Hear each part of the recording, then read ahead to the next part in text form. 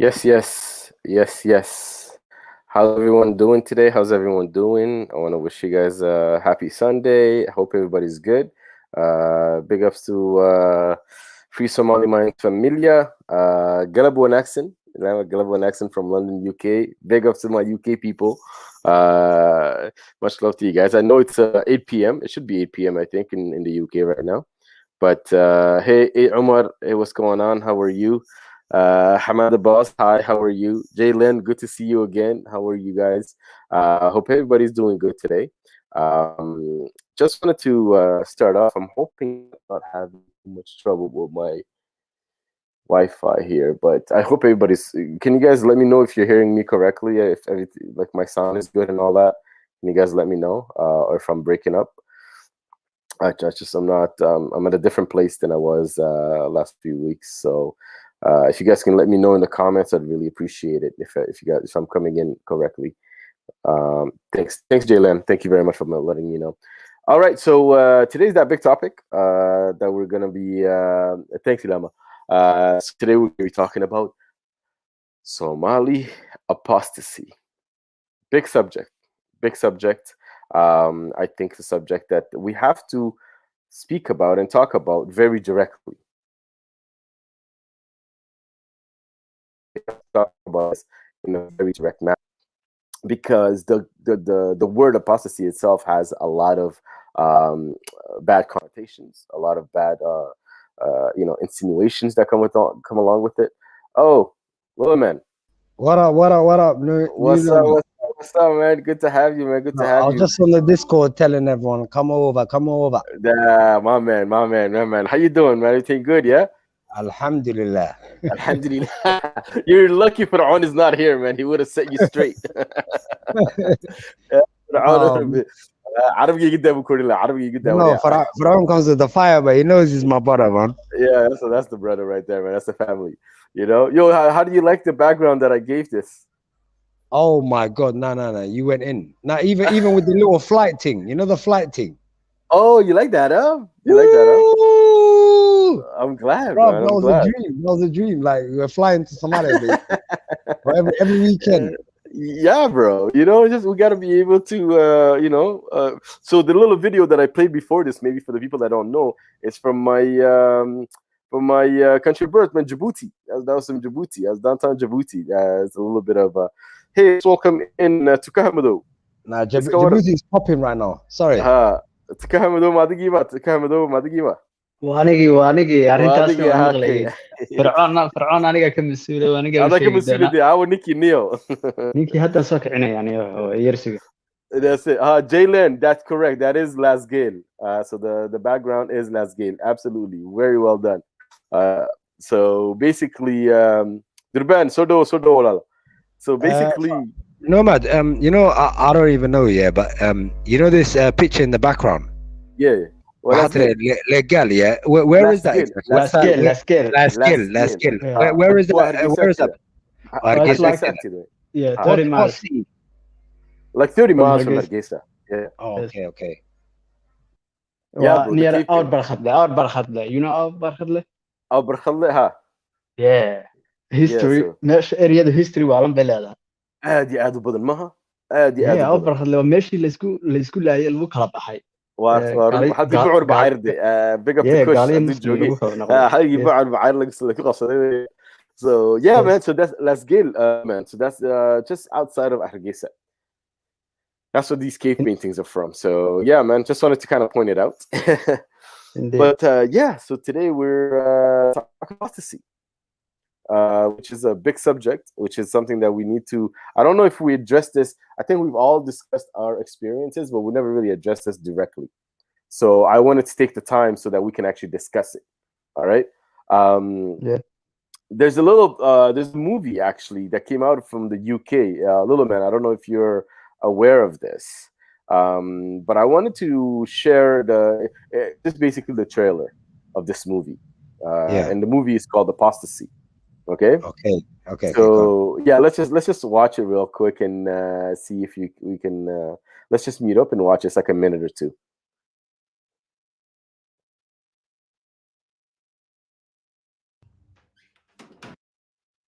My art class has been changed this term. You can't miss meetings just because of college.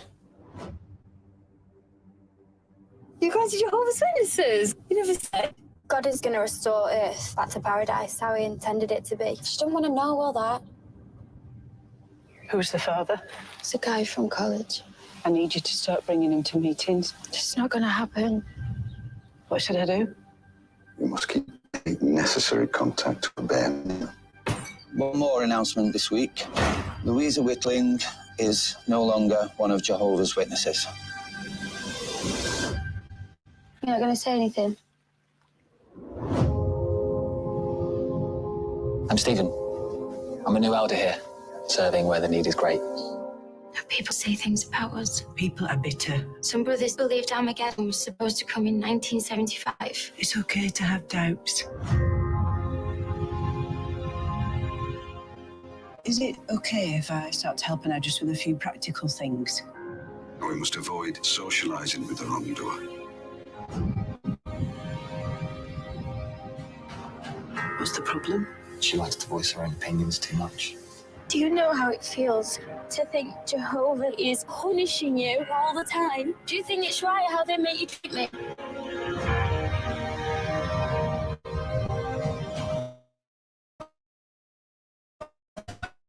Why do this in my family? Jesus said that his work could be in the household. Mom, what are you doing? We must put Jehovah first, even before our family.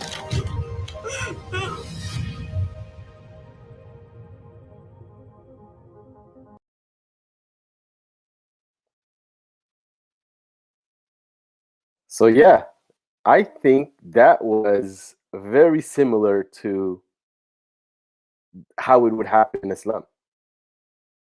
I don't know if you guys saw the because I see what I'm trying to go with this, but it's very similar, I think. Hey, Fir'aun, is that you, man? Fir'aun, ما تجي بقى. Greetings, man. Everybody. Yeah, man. Big up Kush is in the chats as well. Big up Kush and Apalachi. Big up. So Apalachi said, put Jehovah first before family. Where did I hear that before? So did you guys see the similarities? There was a lot of similarities, I think, between the way they were treating that Jehovah Witness apostate and how a Muslim apostate would be treated. Did you guys see that? waa sheekadaas un iyo hode maxama kala duwana keenaya taas. Well, okay. It's actually a good film, and like said Led is saying here is, hey guys, hey, what's up, said Jehovah Witness is crazier than some Quran. But the point I'm trying to make is that this is very cultish. So from the beginning to the end, ilaa inta minority waxaa de Jehovah Witnesses waxa ay ku fiican yihiin waa minorities ma fahanteen ka waran community dana dima Soomaalimada Soomaaliya community dana oo aan laga baxsanayn bade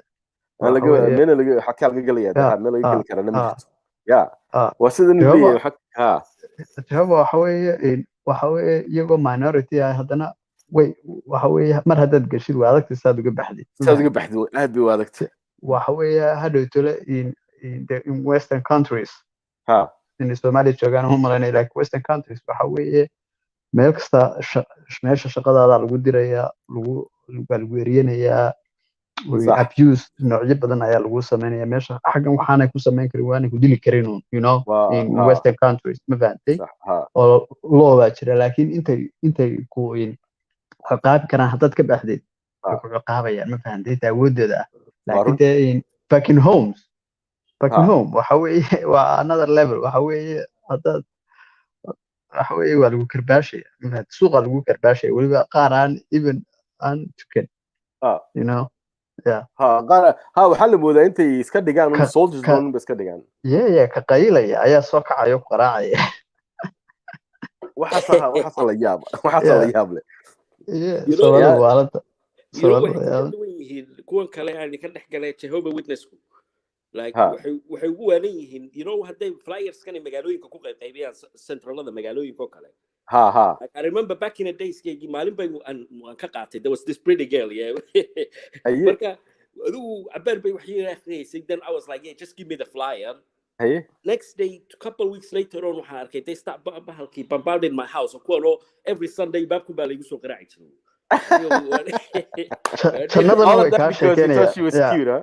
like they have some kind of a book basic taano hadday ka arkaan balle ma garanaysaa soft tendency yarba waaba waxaan ku waa lagu daba xidhanaya every Sunday waaba serious ma garanaysaa on isku andaraclayaasheenu dadka dirisa ilbaabada dadka kuma soo qaraacaan waliyo حكى ما خروج ولا ما خروج حتى yeah big time لكن خروج مسلم يكون بو تغا وما تغان كو خله والله intaasaan kaga baxsanay cabaadkoodii shanta maalmood ay laga dulciyeen oo dadkeenan Western Europe iyo joogaan North America oo karanaysanay okay reesanay taa ku dheedaa ma garanaysaa pain in the ass the biggest pain in the ass oo jira markaad yeah no that's true what do you guys think of what Coco Jasmine said here all religions started from being cult the religions that we have today are cults that made it.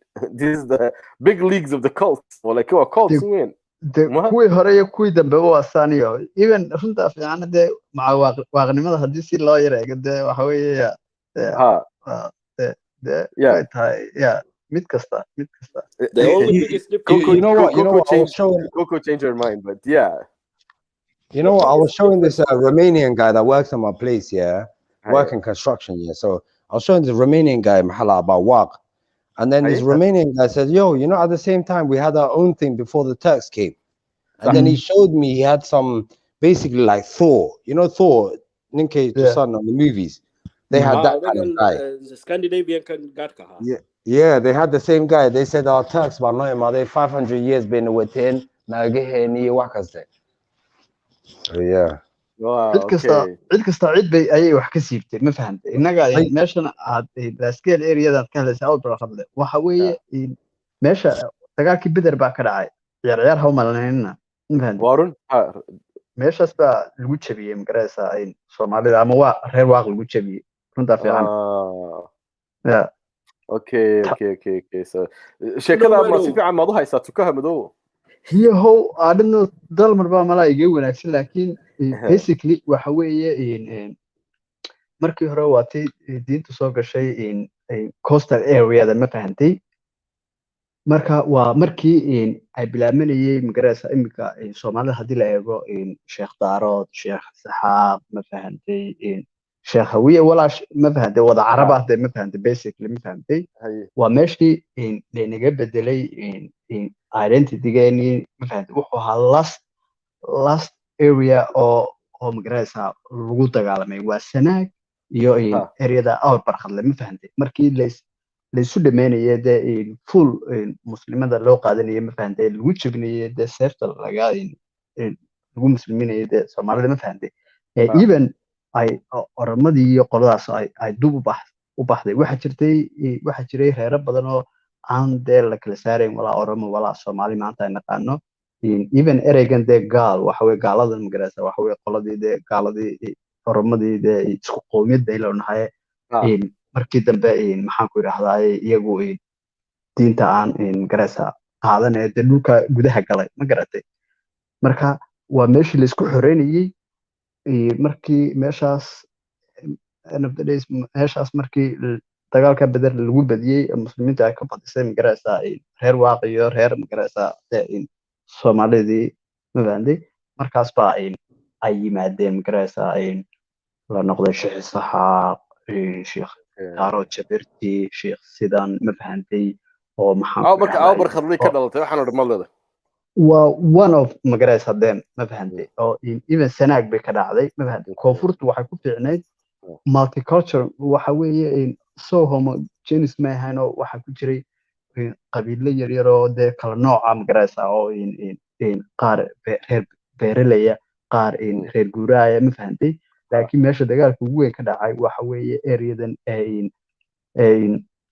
influence-ka ugu weyn dadku diinta ay xoog u qabsadeen oo even maanta waxaad arki kartaa oo taariikhdu magaraysaa taariikhdu inkastoo taariikh tahay haddana maantana waxbaad ka arki kartaa imika qolooyinka al-shabaab iyo magaraysaa markay koonfurta ay galeen dadka ugu powerful ka badnaa dee waxay ahaayeen dadka reer waqooyiga ma fahantay waana experiencekii bay leeyihiin magaraysaa qoladan dee reer waaqiya lagu jabiyey ma garatay marka even today markii 2005 maxaakimiinta ee sameynaya al-shabaab iyo ay asaasminaysay dee biggest leaders waxay ka tegeen waqooyiga waana ma fahantay wax heritage-kii bay leeyihiin they know something aanay reer koonfureedku aanay ogeyn ma fahantay dad waay markay koonfurta tegeen way ka adkaadeen maskaxiyan magaraysaa dadkii koonfurta tegnaa ma fahantay oo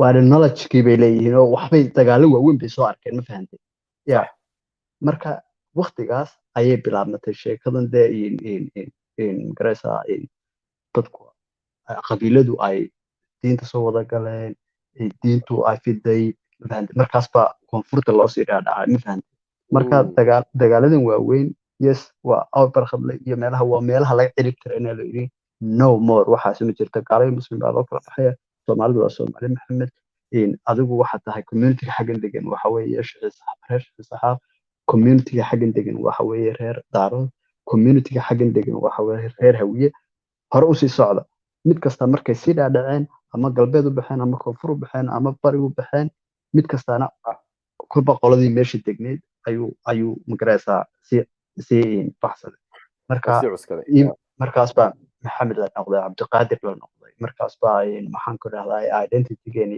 burburay ma fahantay midna waa in la fahmaa inagu waxaan u haysanaa asa soomaali ahaan waxaan u haysanaa in maxaan ku dhahdaa arrintan magaraysaa ay dhacday like 1,000 sano ka hor beri evelkii ama beri hore ma fahantay laakiin runtaa fiicane waxa weeye 300 years ma fahantay kama badna ma fahantay oo dee meesha xoog loo qabsaday awal coastal area ayuunba ahayd muqdisho marka boosaaso berbera ayay muslimiintu magaraysaa ayay degneen ma fahantay inta kaloo dhan laakiin maxaan ku yidhahdaa baadiyaha ama magaraysaa intaan coastal areada ahayn dee weli may gaarin ma fahantay reer baadiyahana dee wide area markaad kula dagaalanto wuu kaa badinaya ma fahantay ya oo dee ma fahantay about 300 sano ka hor markay ugu bantay 350 sano ma fahantay ayaa meelahan aada laysugu laayay oo usha lala dhacay ma fahantay qoladii laga badeelayay waa sida xaaladdu reerkaas baa tihiin reer kastana diintu ku abtirsanayay marka after victoriga markay qaateen ma fahantay diintu ku abtirsanayay carabku ku abtirsanayay ma fahantay waa movement caadiya ma fahantay waad qiyaasi kartaa magacyadii baa la bedelayay ya abtirsan cusub baa la sameynayay maxaan ku dhahdaayey markaas baa soomaalida iyo oromaduna si fiican u kala baxday oo ay noqonay cadow iyo sokeeye soomaalidii intii magaraysaa intii soomaalida iyo oromada u dhexaysay waxa weeye waxay noqotay sheekadu kala doorta ama gaalo noqda ama muslim noqda ma fahantay Okay, well, look, man, that's aad baa umadsantay tukaamado history galun baahan nahay marka inagu soo celin doona topic of the day inagu soo celin doona laakiin aad baa umadsantay laakiin the bit of history marka waxaan doonay intan I wanted to kind of delve deep into what we're talking about today, which is apostasy. Okay, whether it's Somali apostasy or anything like that, but I don't think we can explore this if we don't have a definition to go from. In the dictionary, the apostasy is defined as an act of refusing to continue to follow, obey, or recognize a religious faith. And that's the first definition, right? The second definition that I see here is abandonment of a previous loyalty, defection. Marka, iniku do you see yourself as having defected, or do you see yourself as just stopping? So the definition 1 and definition 2. For me, you want to go first? Go ahead. Yeah, please. Yeah, I was gonna say for me is the second one, because I've looked at the evidence. I've asked people to clarify these evidence, and no one has clenched my first, to put it in other words. Yeah, but I've abandoned it because something that benefits Arabta. Okay. And so you see through the game, basically. You see through the game. I see that it is a game. It's literally a game. Right. Literally, that's the game holder. It's like Russian roulette. There, it's like the bookies. The bookies always wins. It's like that. Okay. So this is not a winning situation for us. So, but obviously that's not how you came to the conclusion. But when you look back, that's what you're feeling. Somehow. Yeah. I can see why our country is no, I can see the way our country is now. The way it is, I can see why it's that way. Right. So that's pretty good. I wanted to kind of go back to the definition again and basically say number 1 is defined as an act of refusing to continue to follow, obey, or recognize a religious faith. The second For me, one it's not a refusal. Yeah, because like to refuse something is like something is true, but you're refusing it. To do it. Yeah, but I'm not refusing to. If something was true and someone can prove to me Islam is true, like I always say to my Muslim brothers, if you can prove that Islam is true, then I would follow it. Of course I would. Okay. But the thing is, it's not something that I'm not choosing because it's real and I just choose not to. It's something that I can see straight through. See that as a game. So the second one goes for me personally. Right. So let me actually welcome GMH. Is that you? GMH. Yes, that's me. I'm not trolling. I thought it was a troll. I thought it was a troll again. Well, I got paranoid of this troll, Yeah, I know. I can't believe you took my name last week. You took advantage. Yo, let me. I was in the middle of having an argument with someone. I told you, no, I didn't know in the back chat. And you're like, yo, is this you? I'm like, bro, I'm in the middle of an argument. I'm listening, but I'm in the middle of an argument right now. You know what I just did? I just sent a message to GMH to see if it was him, right? I said, yo, there's someone in the back. Is that you? So what I'm going to do is, I think Riddy James is also trying to join us. But Riddy, I'm going to send you a message, bro. I'm going to send you a message. Let me know if that's you. So the that's things somebody we else do, you're talking to. Somaha. It's not you, but it's not me. I am here. I'm not trolling. Okay, so there you go. See okay, maybe that was the troll then, because he came in as Riddy James and new number sent a message. We don't want to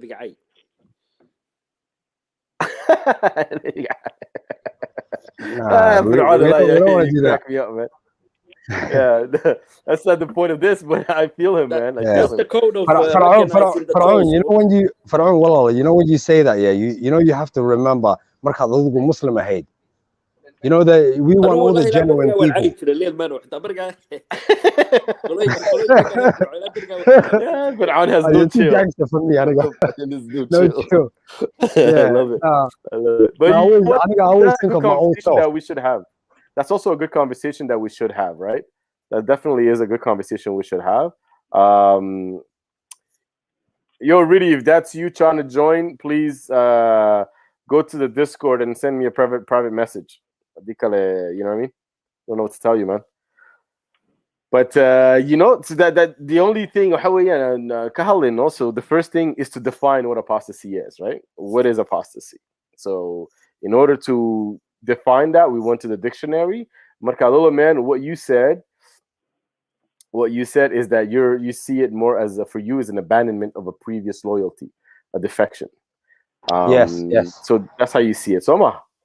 Yes. Okay, so Fir'aun, what about you, bro? Would you fall in the first category, which is You apostated because there's an act of refusing to continue to follow, obey, or recognize a religious faith, or was it an abandonment of a previous loyalty, a defection?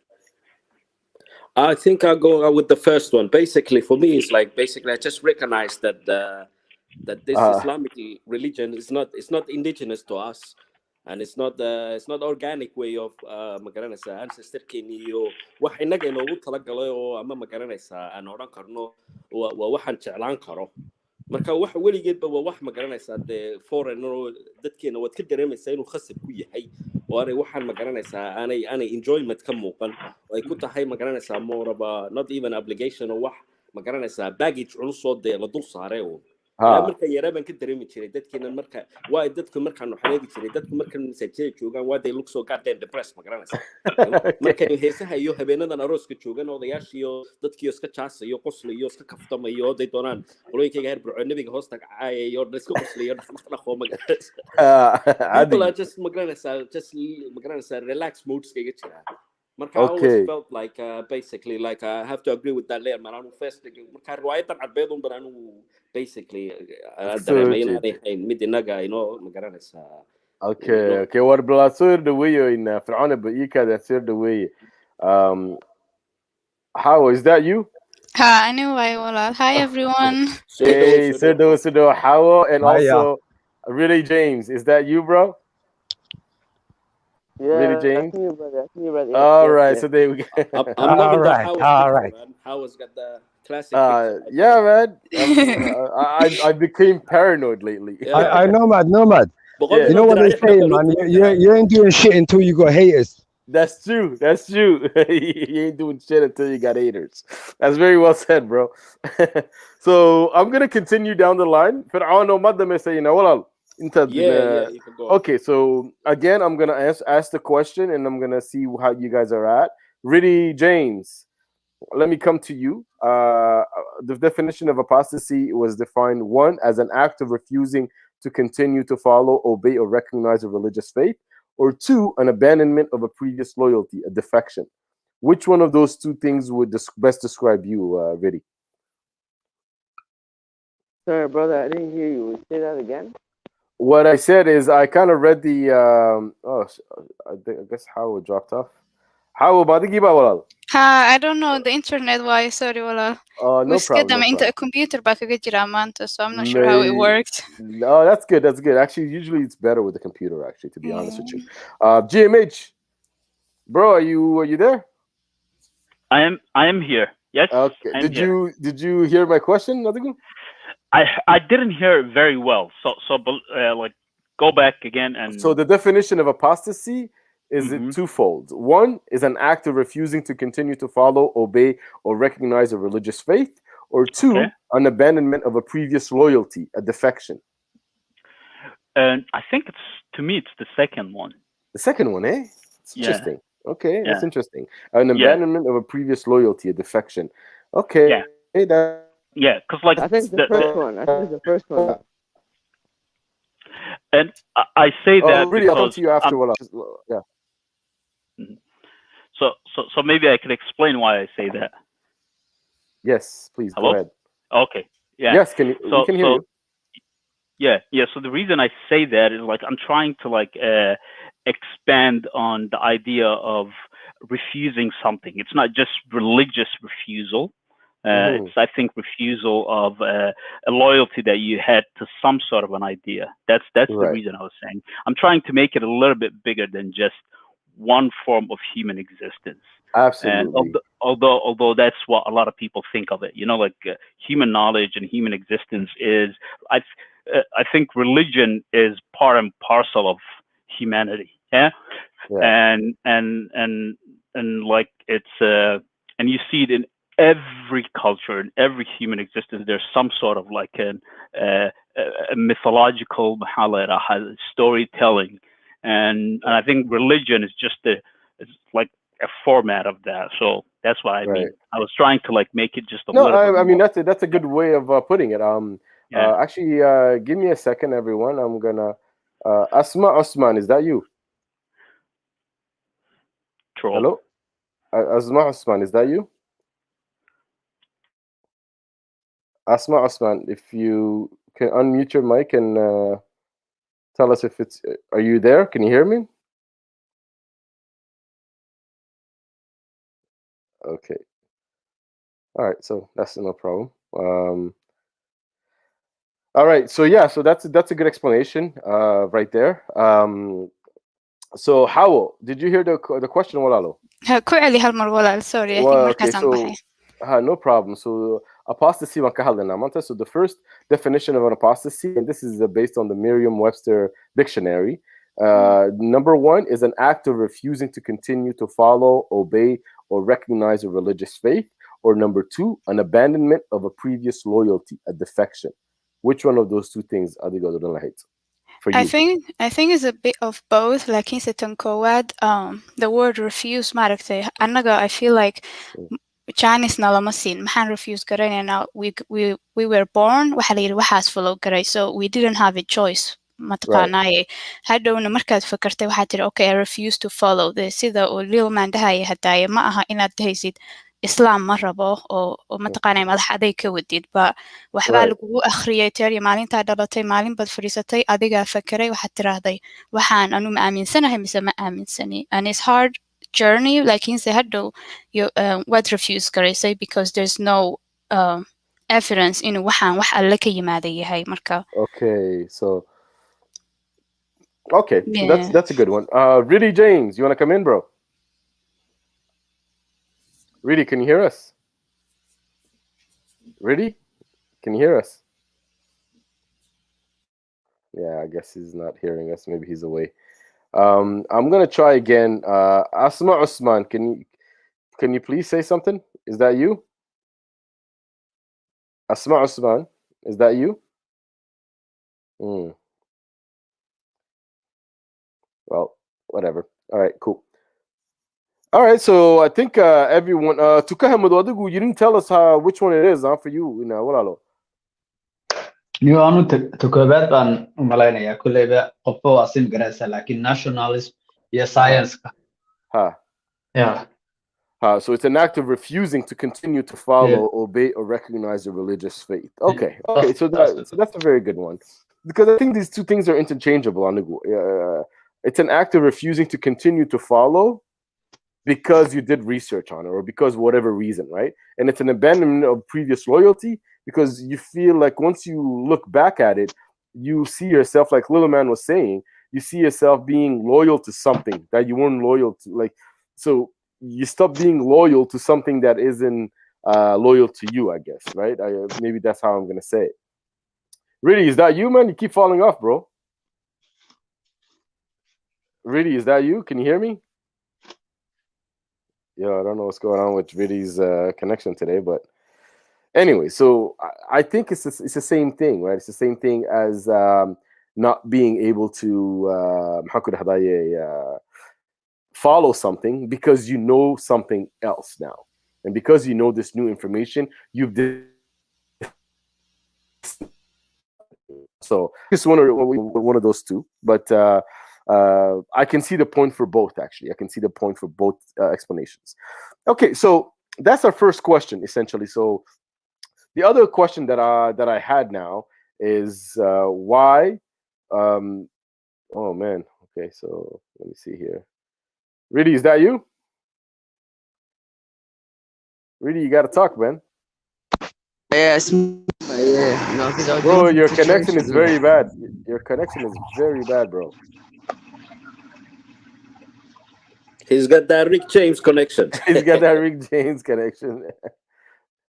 Kala horta ha kaftamay dhageysta ninkii Mr. Computer ayaan xisaniyo miya la blagaray ma xasuusta Mr. Laptop Mr. Laptop ma xasuusta horta Mr. Laptop ma xasuusni do you mean the Hello World guy or who will be ma Hello World well ma xasuusta laakiin way ku soo dhacday wada sheekada wada okay.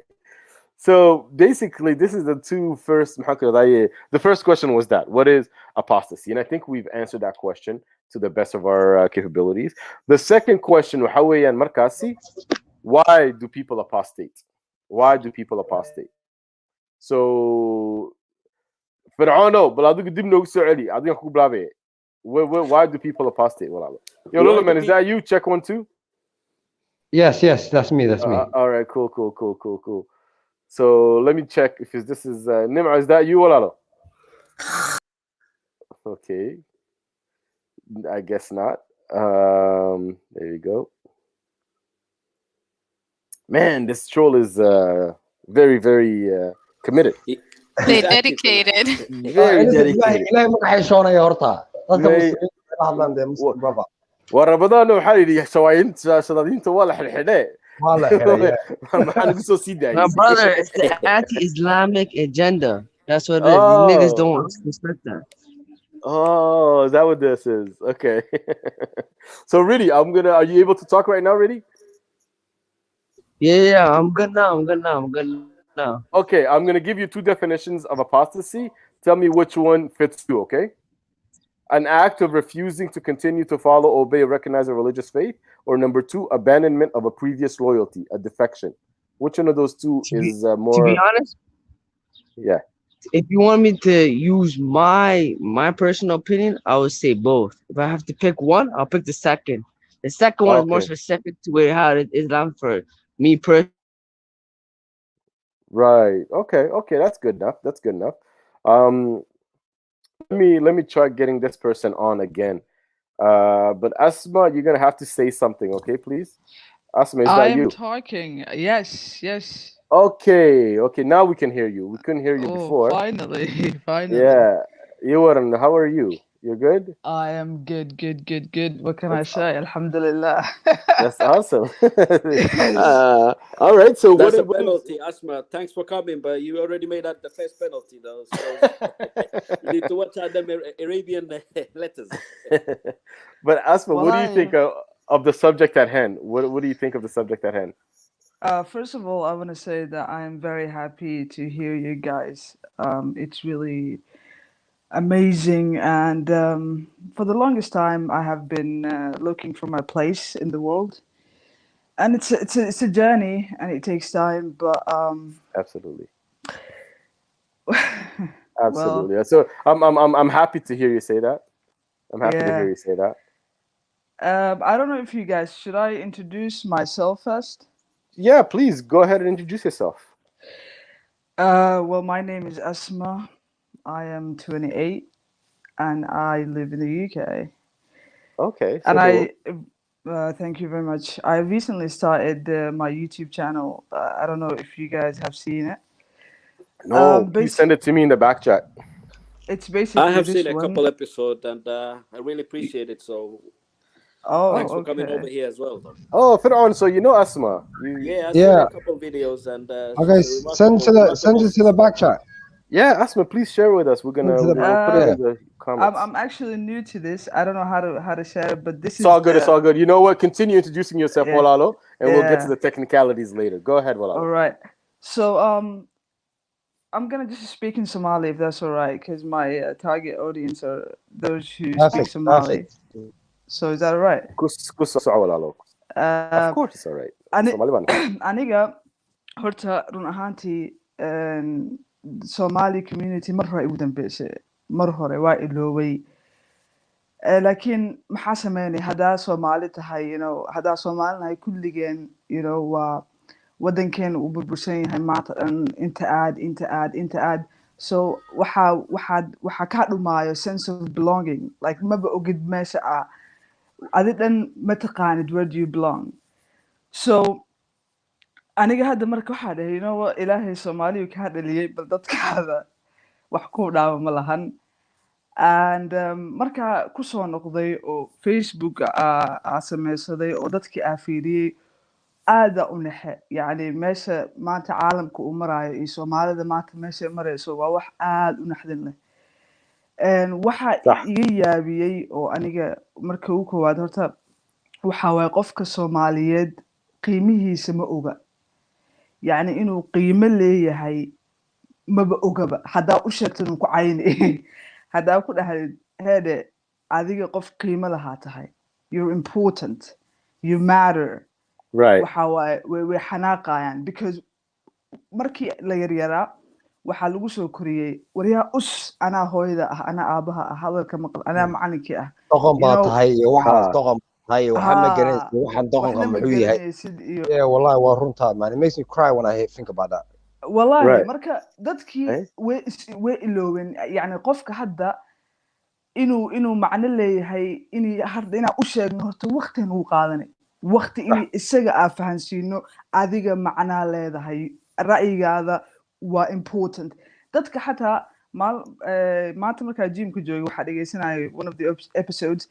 wiilaa ku jiray su-aalo weydiinaysay wiilkii marka waxaa weydiisan su-aasha Soomaaliya see wax looga bedeli karaa wiilkii uu qosle يعني he doesn't know how it to was think. something foreign to him almost ma I remember what you talking about me waxasana waxad ka hadlaysan garanaya haye maskiinka because weligiis qof ma weydiinin ra'yigaada ii sheeg yani wiilka maskiinka wuxuu ku hadluu garan waaye marka I think hadda diinta kusoo noqonna marka hadda Soomaalinahay waxaa kusoo kornay majmuuco like ma naqaano individuality wax la ma jirto صح diintana waxay ka ciyaaraysaa door aad muhiim ah meeshaas is like hooyada hadalkeeda maqal aabaha hadalkiisa maqal dadka ka waaweyn you know almost qofka meesha ku dhex dhume صح heavens under your mom's feet waxaas ana xataa video sameeyay oo la dhahayo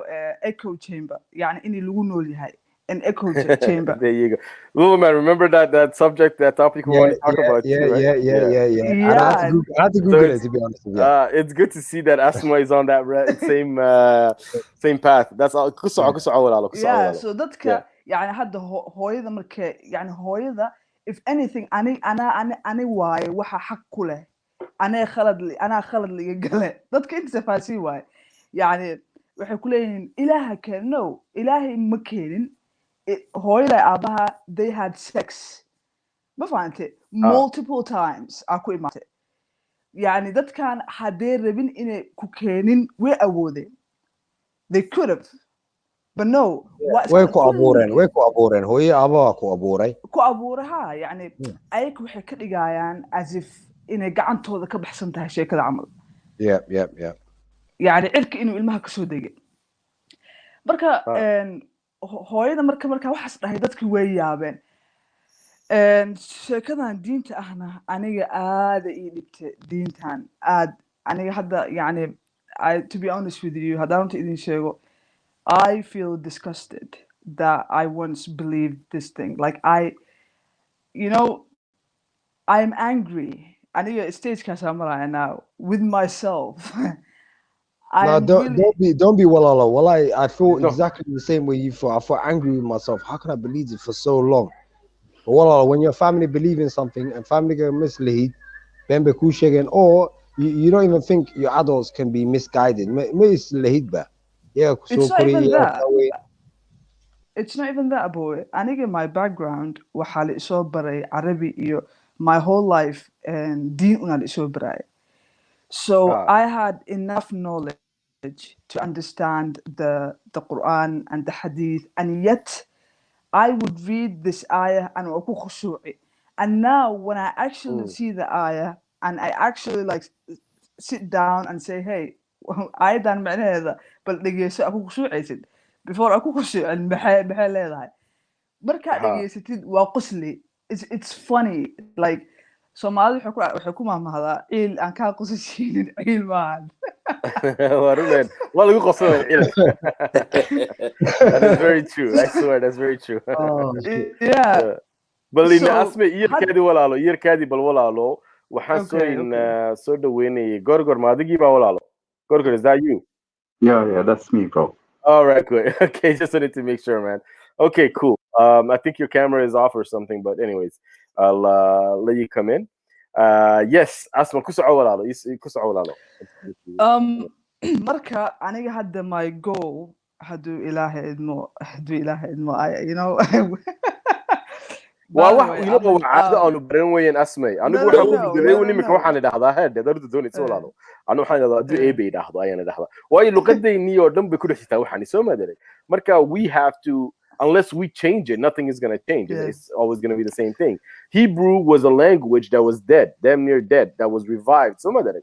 The way we express ourselves and the way we it has to be rejigged a little bit as well.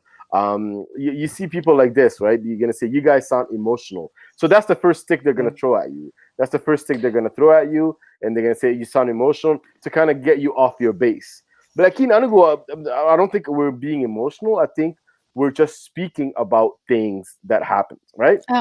You know, new nomad, even dad xakan ku jira hadday xataa emotional noqdaan mataqaanaya, this might be nolosheena waqtiga ugu madow. You know, qof apostate ma aha wax easy Soomaalidu, hooyada kuma oga, aabaha kuma oga, adiga dhan hadeena dadka qaarkood way istilaan, but it's not something funny mataqaanaya ay rabaan funny inay ka dhigaan. It's real life shit that dadkan ay ku jiraan. Marka even if someone was to be emotional, they have a right to feel that. It doesn't make them any weaker, it just makes them human. Magaratay marka waxaan soo unjeedaa qof hadday arkaan is so sad markii human baa tahay, you feeling pain and then you trying to hide that pain because they're going to use it against you. Magaratay Soomaalidii dhan waxaa ka tagtay naxariistii baa ka tagtay walaal. Waxaad qofku ag fadhiya hadda masalan gabar baa xijaabka iska dhigtay, reerkeeda the same second oo la maqlo xijaabka iska dhigtay, kun qof aan weligood la soo hadlin baa soo wacaya, mid kasta trying to pressure her. Hal qof oo dhahaya ma jiro, how are you feeling? See baa tahay, why did you choose this? Hadda asma say dhahaysay, maxaa la dhahay, individuality ma jirto. Your life is everybody's business. Adigi, it's not your own business. Adigi wax qof ku dhahaya, are you okay maanta? Qof ku soo wacaya, are you okay maanta? Ma jiro. Qof kasta they waiting sida iyagu rabeen inaad ku soo noqotid. Marka Soomaalidii dhan baa waxay noqotay adigii ha isku noolaanay, annagii noo noolow, hooyada u noolow, walaasha u noolow, diinta u noolow. It's just disgusting walahaya. I'm not even emotional hadda, but it's just disgusting. Dad dhagaysanaya baa laga yaabaa oo very emotional topic aan ka noqonaya, dadkoodiina ma fahmayaan. Hooyadeed qofka oo maanta diinta ka taga, tii dhashay baa ka cararaysa oo dhahaysa waxa ii keentay sharaf xumaa ii keentay, ma ahi hooyada ma ahi. So how can people not be emotional about, if you're not emotional about this, what are you going to be emotional about? Like, shame on you qofkii waxaa soo qoray walahaya. Wow.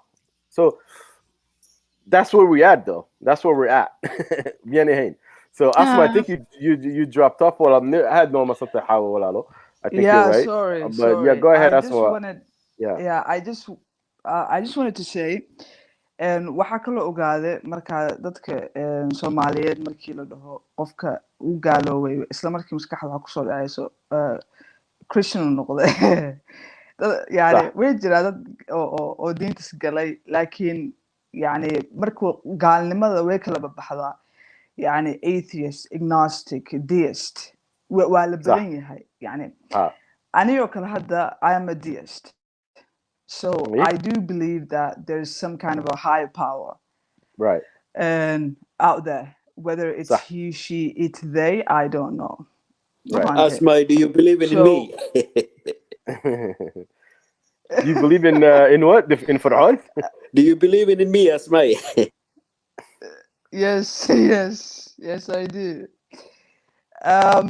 So marka, and waxa the problem ugu weyn ani hadda arko waxa waaye waxbarasho la'aan. So dal maro adigi maaha. Sorry, Asma walaalo. Dal maro adigi sama. Salaam kulligeen. waa ka qaadnay walaalkii, waa ka qaadnay. Asma ku soco walaalo. Dal mara igu soo Asma waa ku salaamay, waa ku salaamay. waa ka qaaday. So waxaa dareemaya Soomaaliya dhibka ugu weyn oo jira waxa waaye waxbarasho xumo. يعني now yes dadkii qof kasta wuxuu haysadaa telefoon, adduunka waa lagu xiran yahay, waa la ilbaxay, laakiin wada waxbarasho la'aan inay jirto. And I feel like haddii dadka ay wax baran lahaayeen, because diintan hadda aniga maanta diinta waxa uga baxay oo uma bixin inaa oo bas un dhaho diin, no, waxa uga baxay because waa bartay, waa akhriyay, waa fahmay, oo wixii baa macno way sameyn waaye at the end of the day. Laakiin Soomaalida badkood diinta way iskaga jiraan, waxnana kama oga diintooda. weli iyagoon weli aad u baran diinta way iskaga jiraan. Hadda مثلا haddaa ku dhaho محاوي ها ما نمغلسا إن أسمع ولا ما نمغلسا. Can you hear me? Yeah. You said something. Asma, I think that's the biggest problem. Yeah, Deen to Magarana. Well, I think that is the biggest problem. Because once I Deen to get into the family seat or Wahi Shegi so without other people telling you, then you realize, oh shit. Yeah.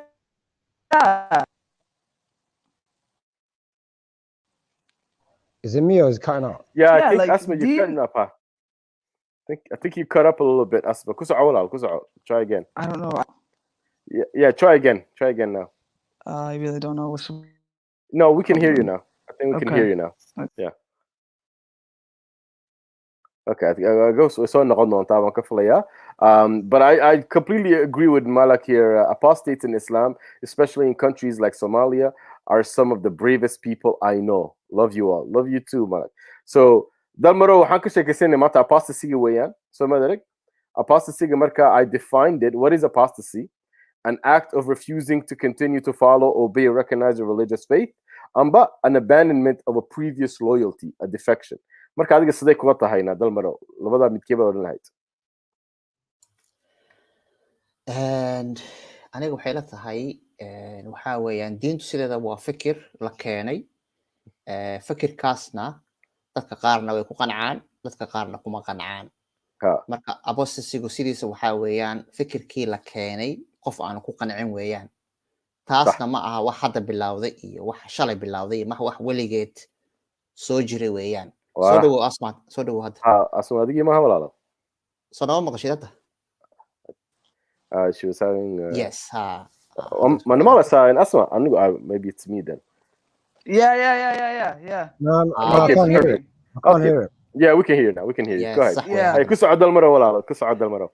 Marka waxaani wax soo jiray weligeed weeyaan dhaqan walba diimo walba way lahaayeen had iyo jeer dad fikirkii la keenaba ka hor imaada way lahaan jireen صح apostasy waxaa sameeyay nabi maxamed baa sameeyay oo dhaqankii iyo diintii reerkiisu lahaa buu ka hor yimid uu yiri waxaan wax cuntama ma aha been weeyaan waa dhagaxaan meesha waxa yaala yaa asagii baa jajabiyay xataa the first apostate waa Muhammad معناها واحد عادي ويان سو ما قرنيس عادي واحد مسلمينتو اي لا يابان ما اها maxaa yeelay hadii hadda apostasy uusan jiri lahayn nabi maxamed iyo diintiisu ma jiri lahayn waxay ku imaatay waxay ahayd diintii awowyadiis iyo ka hor yimid ya ilaahiyadu ka hor yiri waxani waa khalad waxani saas ma aha sidan baa ka wanaagsan buu yiri marka maanta hadii diintii aabayaasheen aan ku dhalanay mar haddaan weynaanay oo qaan gaadhnay hadday nala xumaatay qofku xaq buu u leeyahay waa xaq weeyaan xaq uu leeyahay wey you antana dhigaysa qofku xaq wuxuu u leeyahay wuxuu rabo inuu qaato fikirkuu rabo inuu ka hor imaado waa wax macnaha lagu dhasho weeyaan marka apostasy waa wax caadi ah diinta islaamku baa wax weyn ka dhigtaa oo waxay ka dhigtaa oo aad u xun bay ka dhigtaa laakiin waa wax wanaagsan waa dadku inay wada hadlaan wixii dadka loo sheegay su'aalo laga keeni karo waa wax iska xaqiiqa weeyaan marka ani taas ila tahay waa wax iska caadi ah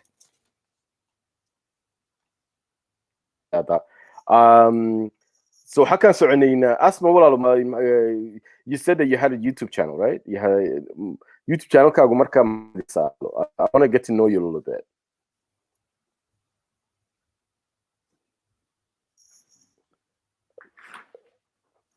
Hello, Asma ma la soo asma waxa moodi ka shalaga yaaba saaxiibka gorgor ba joogay mu joogay gorgoro soo dhawo gorgoro ay dalma assalamu alaykum bro wa alayka soo dhawo wa Arabic you know when I say assalamu alaykum they get beeped out for Arabic fircoon baga cadisin taqaanaan I'm learning Arabic now guys I'm learning Arabic I hate when Muslims tell me I don't know Arabic but look at it okay little man gorgoro so do walaal wonderful Hi, so you heard the question somehow. The definition of apostasy. aniga tan labaad way fantaa tan kuwaadna way ku jirtaa the reason waxa waaye horta midda koowaad waxa aniga manaha wax yaraanteena nagula soo cadaadiyay nagula soo qadba fahamtay waxna aanan ka fahmin صح markaan hadda fiiriyo dib ugu laabtay oo manaha sida dalmar aniga isku dhownaan yarkan wadaadkan maxaa la dhahaa zaki mataqaana zaki Dr. Zaki sheekadiisa Dr. Zaki Naik Zaki Naik kaasa u sababa ma tina si barbash ma I hate that guy. in the end of brother aniga mina jawaabteedu waxa waaye mid labaad saar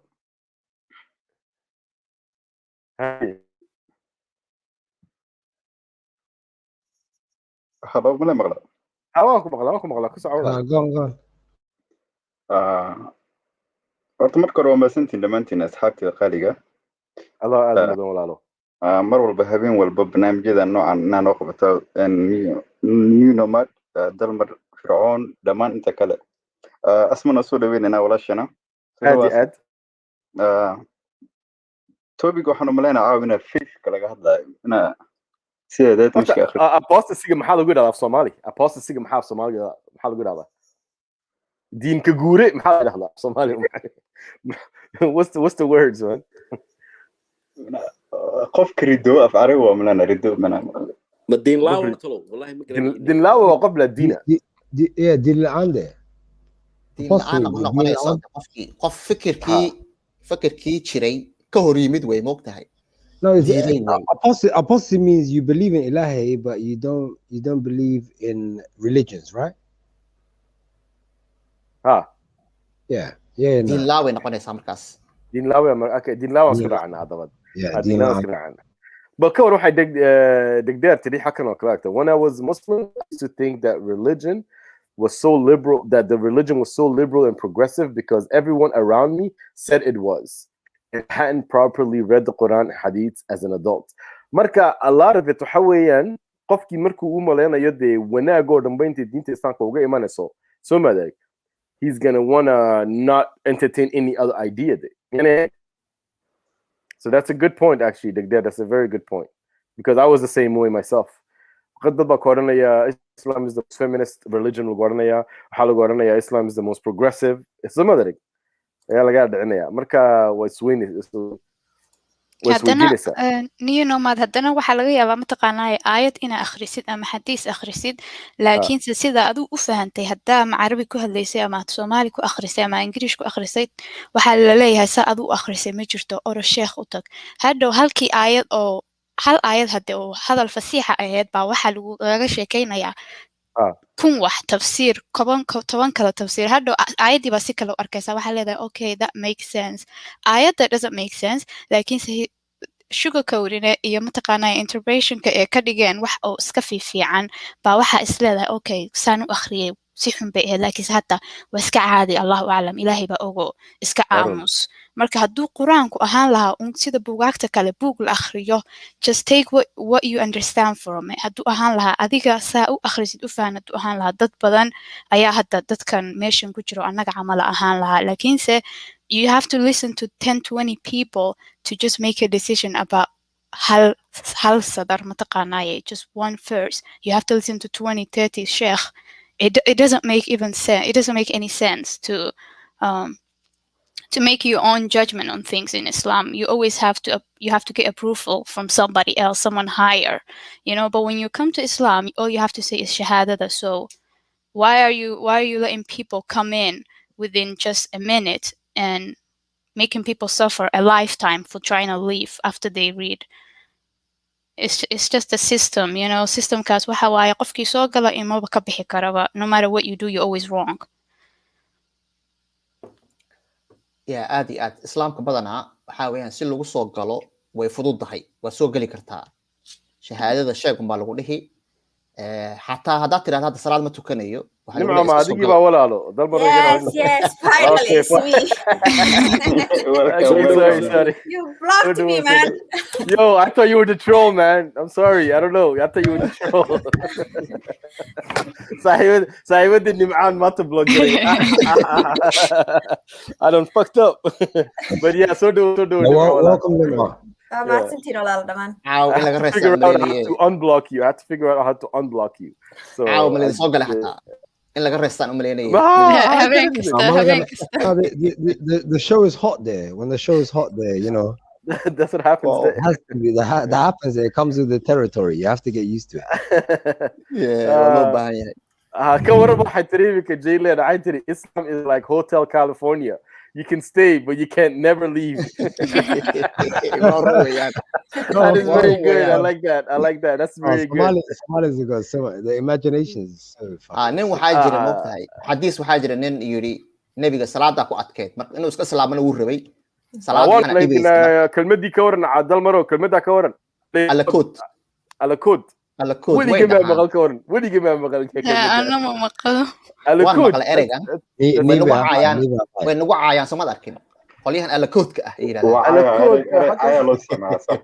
okay ATS ka wadaan laakiin ayaga qolyahan alakoodka ay ku leeyihiin ATS ka wadaan okay ay ka socdaan ninkii macnaha wuxuu yiri nabiyow inaan soo muslimaan rabaa laakiin salaad ma tukan karo haleega dhaafo salaada ya hal xabo salaada jimcaha salaada jimcaha bas aan tukan karaaye soo gal baa la yiri dib ma laha soo gal laba jimca kadib waxaa yiri shan waaye man taraka salaatan faqad kafara My nomad. Oh my God. It's like, well, we're gonna say, you know that meme, right? Got him.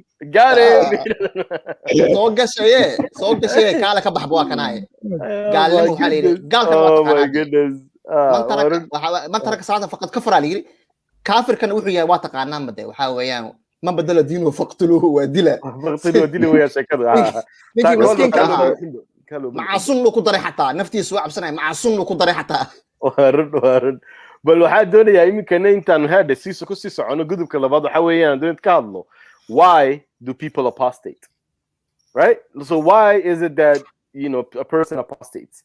Because I know for myself, it's not something that we choose. It's not something that we, you know what I mean? It's always a journey. So madrid. Marka Fir'aun, what do you think, Walalo? Fir'aun, what do you think? Yes, brother. Waxaan salaamayaa dal mariyo nicmayo inta dambe ay soo gashay ba.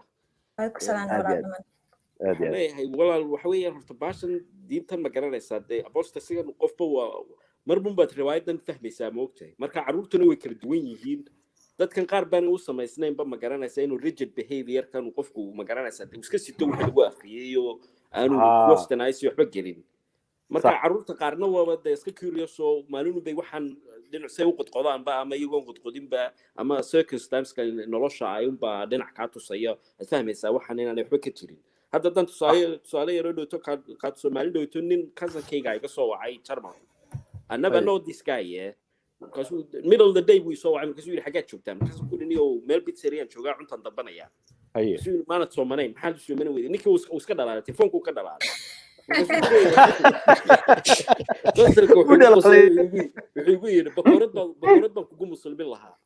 bakoorad baa kugu muslimin lahaa so violent hey bakoorad I was like you fucking idiot German cat joogtaa maxaad ka sheekeynaysaa marka diintan waxa la yiraahdo horta inaga Soomaalihan wax solution ay noo hayso hadda waad arkaysaa dadkeeni wada sheekeysanaysaa iyagoo wadankeeni 30 years fucked up situation ku jiray dadka waxay ku leeyihiin Soomaali ilaahay baa u maqan oo ilaahay inoo maqan muxuu soo dirsan meesha u hagaajin waayay marka waxani waa iska ma garanaysaa waa nooc kale weeyaan marka aniga apostasy goorta waa wax ma garanaysaa mid kale aad qofku ku nafisayo oo waxyaalo dee culayskii iyo wixii lagu rabo dhan baana ayaad ka baxaysaa marka intaas ka baxaya aniga guilty of mel iska dhigaysa ma aad iyo aad baad u maasan tahay Fir'aun waa runta xawo ku soo dhawo walaalo xawo we want to hear you about why do people apostate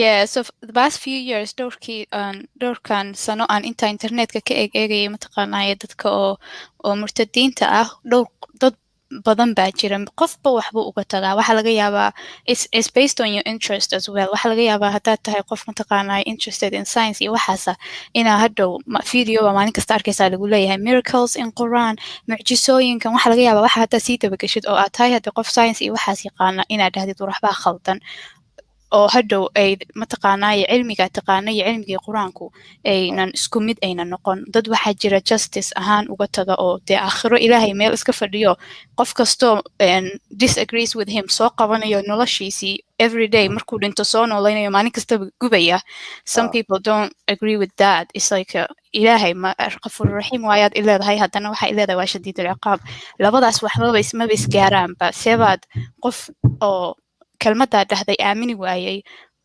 1,000 sano iyo bilyan oo sano aad u gubaysaa dadka qaarkood saasay uga tagaan laakiinse gabdhaha anigu maadaamaan gabar ahay dee islaamkii dhan baa gabdhihii kasoo horjeeda marka that's enough reason for me but I also think you don't need reason weyn ama mataqaanaaye sabab weyn oo aad buugaa ka qortid islaam kanuu noqday kaasuu noqday haddaad akhrisid aad isdhahdeed adigu diintan anu maba rababa diin inaan flow garayo I wanna live free that's okay too adduunyadan qof kastaba isagaa isla saxsan qof kastaba diintiisaa la saxsan adiga maanta markaa soo kacdid haddaad decide garaysid islam aniga it's not for me mataqaanaaye you don't need big of a reason even though there's plenty of reasons but if it's not working for you free yourself from it you know you don't listen to dadkan ku dhahaya daliil ii keen aayadaad sheegaysid maxaa la dhahaya sababtaad uga tagtay your reason is not strong enough don't listen to any of that if it's not working for you move from it you know we wasted so much time obeying things that we never understood and trying to be perfect. Just be perfect for you. You know, if it's not working for you, it's not working for you. I like that you said we try to worship something we don't understand. Yeah. It's more ritualistic. Rituals Okay. Because hadda waxaa laga yaabaa dadkan ilmo yaryar waxaa laga yaabaa hooyooyinka masalan ilmahooda markuu hadalka kow barto waxaa arkaysaa hooyooyin internetka soo gelinaya ilmo gacanta kor u taagaya ilmo dhahaya laa ilaaha ila allah ilmahan isagii baanba mataqaanaayay muxuu ku ciyaaraa beri ogeyn how do you expect ilmahan inuu ogaado adduunyadan wixii sameeyey iyo what's the reason of living like is a 3 years old muxuu 3 years old ilaahay ka ogyahay waxaa arkaysaa xijaab baa loo xidhay waa tukanaysaa Is that easy to convince kids? Santa Claus. Oh, they are a gift to it's not the biggest of things. Okay, qofka yiraahdo daliil ii keen daliil laftirkeeda waa loo haayaa laakiin iyaga horta ma fahansan yihiin waa waxay aaminsan yihiin bulshadeena badanaa diinta lama barto soo maaha ani waxaan dhihi lahaa qofka wuxuu uga bixi karaa apostasiga waxaa horta inuu history of islam barto xitaa diin iska badaa buwaagta wax lagu qoray yaa qoray goormaa la qoray ma fahantay yaa aruuriyey maxaa laga bedelay maxaa lunsan marka aa ogaatid waxaa ogtahay fikir bila aadan isku yimid oo la qoray un inay tahay aysan ilaaha sheegaye wax malaa'ig laha aysan jirin ma fahantay teeda kale maxamed markaa si u fiirsatidna waxyaabaha badanaa waxaa wax isaga quseeyey personally in uu wax ku saabsan maxaa la dhahay sexualkiisa iyo wax ku saabsan desirekiisa unbuu baneeyey mogtahay aniga ahaan shakhsiyan gabar soomaaliyeed haddaan ahay dhaqan waan samaysan karaa awoyaashan inay noo sameeyeenna waa laga yaabaa mogtahay wixii waana laga burburiyey hadda laakiin ani islaam xorriyadu isiyaa jirin inuu iga qaado xorriyad ma ogiye example aan ku siinayaa hadda maantoo kale islaamku wuxuu leeyahay xadiisa wuxuu leeyahay in qofka gacan laga gooyo kale maxaa looga baahan yahay haddii qofka maxaa la xabsi la gelin karo kale ma fahantay sax maxaa la dhahaye sexual slavery maxaa looga baahan yahay waxyaabaha iga xanaajiya waxaa ka mid a mataqaana uga baxay xitaa diinta ilaahan iyo maxamed waxay samaysteen concubine in la ogol yahay sexual slavery inay okay tahay sharci ayaa loo sameeyay laakiin gabar masaakiin ah maanta oo Soomaaliya dhex joogto oo asturan xitaa in la kufsaday sharci loomaanan sameynin meel xitaa qofka lagu ciqaabo ma fahantay so that tells you it's just stupid shit collected by man or sexual frustration wada qabo Okay, on that note I agree with Naeem 100%. I agree with Naeem as well. Yeah, that's a good Yeah, so what do you guys think of what Mysterious Cypher said here? It's an easier option to just leave it than to ask the right questions. So did we all just miss it? Can you guys hear Go me? ahead. Asma, go ahead. Yeah, Asma, go ahead, Walalo. We can hear you, yes. Asma, I don't know, can you guys hear her? ma ogtahay waxa la yaab kale waxa waaye dadka waxay ku dhahayaan haddaa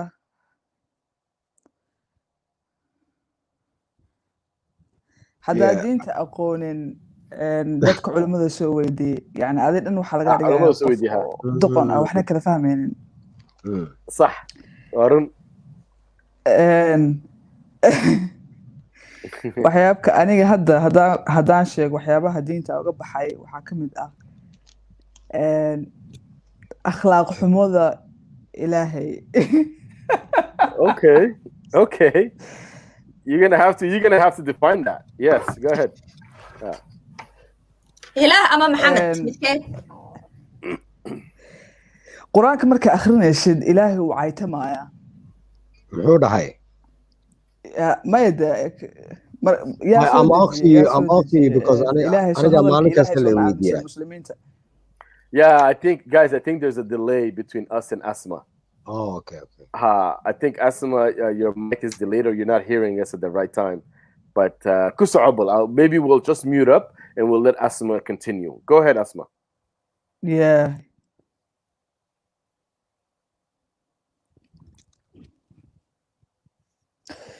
So ilaahay wuxuu ku leeyahay aniga I don't want to offend anyone anigana ilaahay amarkiis ma jecli inaan dadka wax ka sheego laakiin fikir ahaanta inaa ka hadashid ama aad ku qosashid fikir ahaan dhib ma lahan hadda aayadoo kale dhehayso tabbat yada abi lahabin wa tab waa micnihii haddaan fashilo fuck abi lahab That's true. aayad kale dhehaysaa waxaa jirto No, I mean explain بعد ذلك زنيم sorry God aayaddan marka waxay caynaysaa waliid bin mugiira ilaahay waliid bin mugiira wuxuu ku leeyahay wacel baa tahay markii hadda ee dadkan qur-aanka jacburiska wadaan oo dhahayaan culimmada soo weydiiyey qofna ma rabo inuu dhaho ilaahaygaygu caytamaya ma ogtahay marka jacburis aada bilaabmay zaniim inay macno kale loo raadiyo iyo inay wax luuqluuq la soo maray iyo laakiin run ahaantii qur-aankan haddaa fiirisid it's not really that complicated it's very easy laakiin anaga maskaxdan laga soo dilay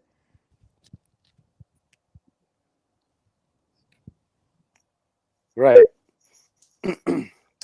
asma waxaan u malaynayaa waxaa jira internetka miyaa mise qadka yara delay ah qadkeeda yar delay bal intaad baxda haddana kusoo laaba mar labaad asma aan eegno we want to hear you walalo but I feel like there's a delay that's happening you know Dalmar wuxuu sheegay hadda waad fahmaysaa ma aha quraanka waa what was he trying to say because I was trying to learn myself quraanka markaa eegto waxaa jirto aflagaadooyin fara badan iyo cay fara badan oo ilaahay qof bini aadan la tirsanayo tusaale ahaan nin waxaa jiray aftahanka waa taqaanaa somaha nin gobayada yaqaanay aftahan nin wuxuu ahaa gobayyahan oo nin xikmad badan buu ahaa oo caqli badan oo hadal badan buu ahaa marka asaga iyo nebiga isqabtay marka wuuna ka hadal badnaa wuu ka hadal macaanaa nebigii marka ilaahay baa soo degay bay kuleeyahay marka ilaahay baa caytamaya oo ninka kala caynaya oo dhahaya wacal wey ninkaas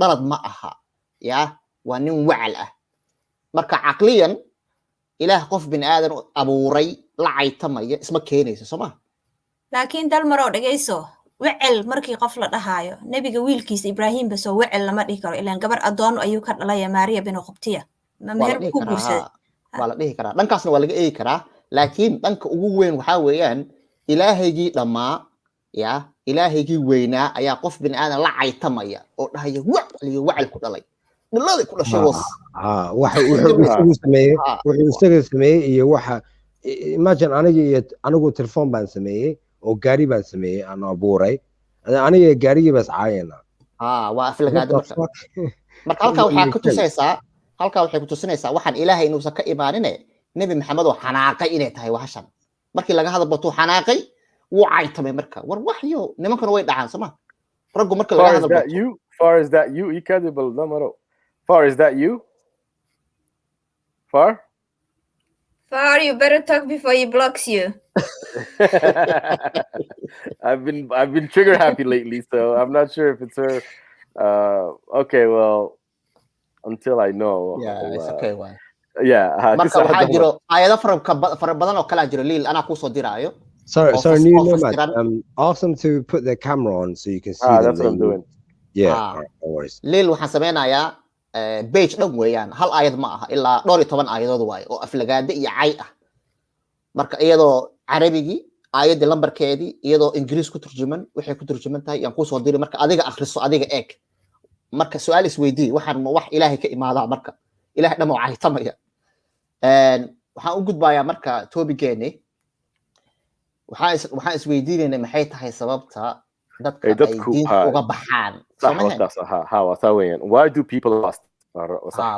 way ballaaran tahay runtii sababaha dadka ay diinta uga baxayaan qofba qaab waxbaa ku kalifaya waxaan keenaya laakiin isku soo duuduub markii la badana la soo duuduubo waxay iskugu imaanayaan 3 category oo waaweyn. category-ga ugu horeeya waxa waa caqliga waa logic macnaha waxa diinta ay ku leedahay iyo wixii naloo sheegay way iska hor imaanayaan. ya waxa lagu leeyahay ilaahay cidna uma baahna waxna uma baahna awood buu leeyahay haddana dad buu abuuray ya ibaryuu leeyahay haddana wama khalaqtul jinna wal insa illa liya'budun baa lagu leeyahay. ilaahay dadka lama tashanin ya wax walbo dhacaya buu sii ogaa. ya waxa lagu leeyahay amba adduunka loo yimid imtixaan haddii loo yimid wax walba uu og yahay ya isma keenayso marka haddii la dhaho ilaahay waxba ma oga oo inuu wax ogaaduu rabaa dad buu abuuray sida xaaladda ugu dambaysa inuu bartuu rabaa yes laakiin waxay ku leeyahay ilaahay wax walba uu og yahay ya wax walba la socdaa haddana imtixaan buu keenayaa yuu imtixaanayaa dadka miyuu la tashtay lamuusan tashanin. waxaa lagu leeyahay ilaahay dadka oona dhalaninba ayuu cadaabta iyo jannada sii diyaarsaday. ya dadkii galayana wuu u sii qorayba wuxuu yidhi hebel iyo hebel iyo hebel cadaab bay galayaan hebel iyo hebel iyo hebel jannay galayaan. dee halkaas waxaa ka baxaysa cadaaladii baa ka baxaysa. maxaa yeele ilaahay waxaa la rabay inay dhahaan ilaahay dadku abuuray faruhu ka qaaday ninkii shaqaysanayana ha la arko jannadiisa ha galo kii shaqaynsan waayana cadaabta ha la galo halka inay ku daayaan bay ahayd. waxay ku leeyihiin wuuna sii ogaaba wuuna u sii qoray ilaahay wuxuu qorayna ma dhaafaysid. dalmaro sorry wala su'aal ku weydiin lahaa markay saas dhahayaan mataqaanaaye waxaa lagu leeyahay hadhow ilaahay ma aha waa caadil wuxuu saas u sameeyay wuu ogaa waxaad dooran doontid buu ogaa marka maxaad dhahaysaa dadka ku dhahaya markaad adigu ku dhahday ilaahay naar buu igeenayay muxuu ii abuuray ku dhahaya wuxuu naarta kuu geynayaa wuxuu ogaa markuu ku abuuro inaad naar geli doontid marka horuu iskaga sii qoray laakiinse camalka adaa samaystay dad saas u fakeraa jira maxaa ka dhahaysaa saas لكن اسمه كينيسو سما وحي سما عقليا عقليا اسمه كينيسو contradiction for the English speaking people. اسمه كينيسو. Yes, there's a contradiction. Can I just say one thing? Yeah, go ahead. adiga hadda family-ga ka dhalatay iyo meesha ka dhalatay adi ma dooranin so already disadvantage aad ku jirtaa already game-ka waa laga sareeyay. DNA baa jira walaal DNA iyo science facts baa jira. sperm iyo egg iyo you can find out meesha ruuxa ka imaaday abis iyo saga way soo egyihiin mise DNA baa jira you get it my family I'm talking about free will I'm talking about free will dalmar hadda wuxuu ka hadlaayay yani ilaahay aniga muu i weydiinin family-ga ka dhalan rabaa intay you didn't have a choice in that yes yeah already anigu meel ay ugu soo dhex tuurtay already adigaaba يعني game-ka adaa isoo dhex gelisay aniga choice dhanba ma lahayn so choice-ka aad qaadan kartid waxaa waaye haddaaba choice leedahay waa maalinta aad dhehaysid baasama cunaa beriisa cunaa that's as far as you can go but everything else is already there it's already wow wax la dhaho free will maba jiro okay hadda su-aashaas badanaa way keenaan hadda xaawo ay tiri yaa waa waxyaalaha isku dayayaan inay ku dadaboolaan ceebta jirtay isku dayayaan inay ku daboolaan oo waxay ku leeyihiin waxaan ilaahay wuu sii ogaa ya wixii ogaa buu sii qoray dee wixii dhan pointless bay noqoni maxaa yeelay kow aniga ilaah ilama tashanin ilaah intuu ii yeeray ma dhihin waniyo cadaab baad geli doontaaye ya ma ku abuuraa oo soomaali makaa dhaliyaa Dalma. What? No, Dalma. What do you say to the sheikhs? Yeah, sheikhs about the high. Yeah, adiga adoraday. You don't remember, but adiga adoraday this life. Yo, adiga adoraday this test. Yeah, that's psychic life. Doctor said that. Don't forget he's a doctor. Yeah, don't forget he's a doctor. You know what? I would like to hear from Gorgor. What do you think of this? What Coco said. When we talk about Allah, we need to remember that Allah is a reflection of Muhammad's mind, so we should address Muhammad instead of his imagination. I like how she wrote that like that. That's true. That's true. But if I answer first the reason why I left, it's really waxyaabo badan ma fahantay laakiin tan ugu weyn waxay tahay sidoo hadda dalmar sheegay qadarta wax la dhamaan qadar of Allah. Imagine if I knew that I was going to make like 75% loss in my future business, and still I want to do that business, would I be happy about the results of that? No. So, why did he create all these people if he knew that they would all end up in the hell, or he maybe he enjoys the loss? I don't know. Yeah. So the reasoning behind it. That's what Okay. Yeah. No, that's very good. That's very good. Tukahamudu, maybe he's not there. But what do you guys think of this? waan joogaa waan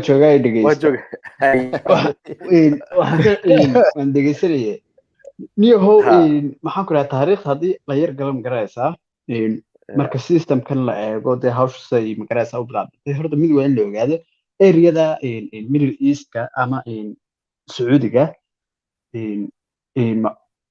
even 14th century middle agekii markay ahayd waxaa degnaa population ahaan konton kun meelaha ma garatay marka la eego marka waqtigaas waxay ahayd 732 bay ahayd baan malaynaya soma waqtigii nebi maxamed uu joogay 632 okay marka maxaan ku idhahdaa waxa dadka laga hadlaya waxa weeye dad less than 50,000 ma fahantay reerahan reer Quraysh reer sidan ma fahantay walaa yuhuudi la joogtay walaa cid kasta ma fahantay marka waxaan markaad aqoontuna dhibaatay leedahay haddii nowadays cilmiga waxa weeye awal waxa ahayd university iyo magarasa sheeko dee waxaad nin cilmi leh un baa dee wax kale ogaan ma fahantay laakiin nowadays we got Google been haysana wax kasta haysana ma fahantay marka waxaan kusoo noqday 30,000 qof berigaa jiray ayaa walaa waxaan asxaabtan walaa wadaadka walaa sidaas marka waxaad fahmaysaa waxaan waxay ahayd community wax soo galeen markii dambena dee wuxuu ku qasbeen iyaguna ay sii faafiyeen ma fahantay marka waa wada cousins ma garaysaa waxaan inoo keenay ma fahantay marka soomaalida marka kusoo noqday marka aad tirahdid bal waayahe wadaadkaa sheegaysa taariikhdiisa iga sheekee asxaabiga aad sheegaysa taariikhdayga waxa weeye waxaan la geli karin oo waxa koonaya taariikhda la magalo marka waxa ugu wanaagsanee su-aasha ugu wanaagsanee dadkaasoo kale magaraysa aad weydiisid waxa weeye taariikhda islaamka ma fahantay history of islam ma fahantay cid soomaaliya oo haysa way ka boodaan cid soomaaliya oo haysa ma fahantay waana waxa weeye taas afaaraha isku geli wixii lagu sheegay qaado ma fahantay ya suufi haddaad tahay wixii wadaadkaagaas yiri ma fahantay cilmi ma lihid sidan iyo sidan yeah so this is a very good point and that transitioned me to my qodobkii saddexaad the third question I'm doing it with you I mean does education have an effect on apostasy marka qofkii markuu cilmi barto hade are they more maxaan ku idhahdaye inclined in questioning things Mr. maxaa odhan lahaydeen education does that have something to do with this Nomad, can I go first please? Go ahead go ahead no definitely 110% because even someone like me or smoothie and I'm dogging ahead and I still feel like I'm not that educated But the minute I open the book, and I'm talking about Gala books like Think and Grow Rich or Yawaha, as soon as I opened that, I thought, you know what, I need to read the Quran because Ilahi waxana iweydiin doona haddaan dhinto meel xun baan maraya, and lifekayga meel xun buu maraya. Let me read the Quran because I need to know what Ilahi wuxuu iga rabo. As soon as I read it, I realized, yo, waxan was scam. So I definitely 100% education, or some people will have more education than me, but I mean, it's just reading it for yourself, especially Hadith because Hadith waxaad realize garan doontaa that Quran is one book, Hadith is volumes. Nin kasta Hadith Quran was aya, Bukhari wuu aya, Ahmed wuu aya, Bukhari, Muslim was aya, waxay leeyihiin ninkan dhageysan aniga dhageyso kan, like they're all advertising each other. And then when you realize, yo, nimankan yimina joogin ba nabiga markuu joogay, it gets even more, you know. So yeah, definitely. No, that's good. That's good. Type of education for me. Yo, little man, let me welcome J Money. Is that you, bro? J Money, is that you? Can you hear us, J Money? Yo. Is that you, J Money? Yeah. It's J Money, man. It's J Money. Yo, how you doing, brother? How you doing, man? Welcome to the stream. What up, J Money? Long time, bro. Long time. I know. You've been good, yeah? Yeah, but I'm happy you made this channel, you know. I'm happy. I'm glad you made this channel. I thought we needed the conversations, bro. I thought we needed the convos, you know what I'm saying? I thought the convos were really something that we needed to have, you know what I'm saying? Of course, bro. That's why I'm so happy in it that it was needed, innit? That's awesome, man. Thank you for hopping on, man. And we'll definitely need to hear your piece about it. How about you start us off with this? Actually, do you think, because today the topic is apostasy, Somali apostasy, right? So the question we're entertaining right now is: does education have an effect on apostasy? What are your thoughts on that, Jamin? It does, innit? Right. Because education allows you to think critically, innit, of things, right? It pushes you to think critically, especially when you go to university and you're studying history and all this stuff. Yeah, it makes you start to think critical of everything, you know. And that's probably what pushes people towards apostasy, because they start to educate themselves on their religion and they start to think critically of their own religion. Of their religion, right? Okay. Yeah. So education, you would say, is definitely a factor. Yeah. Okay, that's good, man. Fir'aun, kusoo dhawo walaalo. What do you think? What do you think education does? Do you think education has an effect on this, on apostasy, or and how, essentially? Well, basically, yeah, as you like repeated all over, like, well, education could always the elites, the educated people and the more wealthier, they tend to be magaranaysa dadkaas inay resources iyo more circumstances iyo magaranaysa inay opportunity-goodu ka badan yahay iyo magaranaysa. Marka adduunkana waynaga aragnay hadda wadanadan la dagaalamaya hadda inay dumarku wax bartaan oo kale, hadda raggan Afghanistan joogay iyo hadda wadaadadan oo kale iyo dadka intay badan iyo damo dadka diinta wadaadadu meel kasta baa joogeen, ama Egypt baa joogeen, ama Afghanistan baa joogeen, ama wadankeena joogeen, always waxay la dagaalamaan waxbarashada, because waxay ogyihiin dadkii wax ninkan wadaadka inaan isaga riwaayadiisa cadbad ninka dhageysanayno magaranaysa dhinaca laga baxayo. What one ruwayd title that's horeysa. Yeah. But like you're right. You have to actually understand this is a show that's being put on, but yeah, you're right. You're absolutely right about that, Fir'aun. Marka waxbarashadu always they will give you the opportunity. Marka inaguna hadda fortunate wadankeena waa naga burburay. That's why dadkan wala magaranaysa diinteena always 90% dadkeena ay habeen iyo maalin dadku ugu dhex jiraan. waayo wixii meel kale iskuul lama jiraan, meel kasta nin wadaada baa raba inuu two sentences ka tuurto. Dadkiina nobody has the guts iyo magaranaysa xiniya inuu ku yiraahdo hey wadaado adigu ma meesha iska yaraa mustatiya, because adigi waa adigu ma soo kooda marka taas ka baxayaan. Okay, Asma kusoo dhawo walaalo. Asma, I wanted to say go ahead walaalo. Okay, so guys, because we're all 10 on the panel, I'm going to give each I play host. So I'll give each one of you some time. Is that cool? We're good? Okay, hi. Asma kusa'a walalo.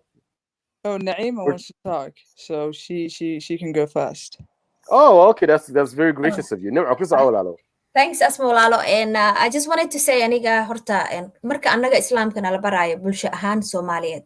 Waxyaabo badan aan laga qariyaa beenna waa naloo sheegaa. For example, waxaa ka mid ah aniga ahaan sida la ii soo baray in Nabi Maxamed markuu suuradda ku soo degto Quraanka buug diyaarsan yahay oo kale, for example, horey laga gelinaya aayadda. Weligay markaan wax barasho aan helay aniga, I was able to read and write and investigate the history of Islam. Then I find out in Quraanka 23 years kadib markuu nabiga uu qoray, for example, uu Umar aruuriyay, Abu Bakar aruuriyay, kadibna uu Umar qoray. Laakiin wax isku aadan uu rasuulka ka tagay aysan ahayn.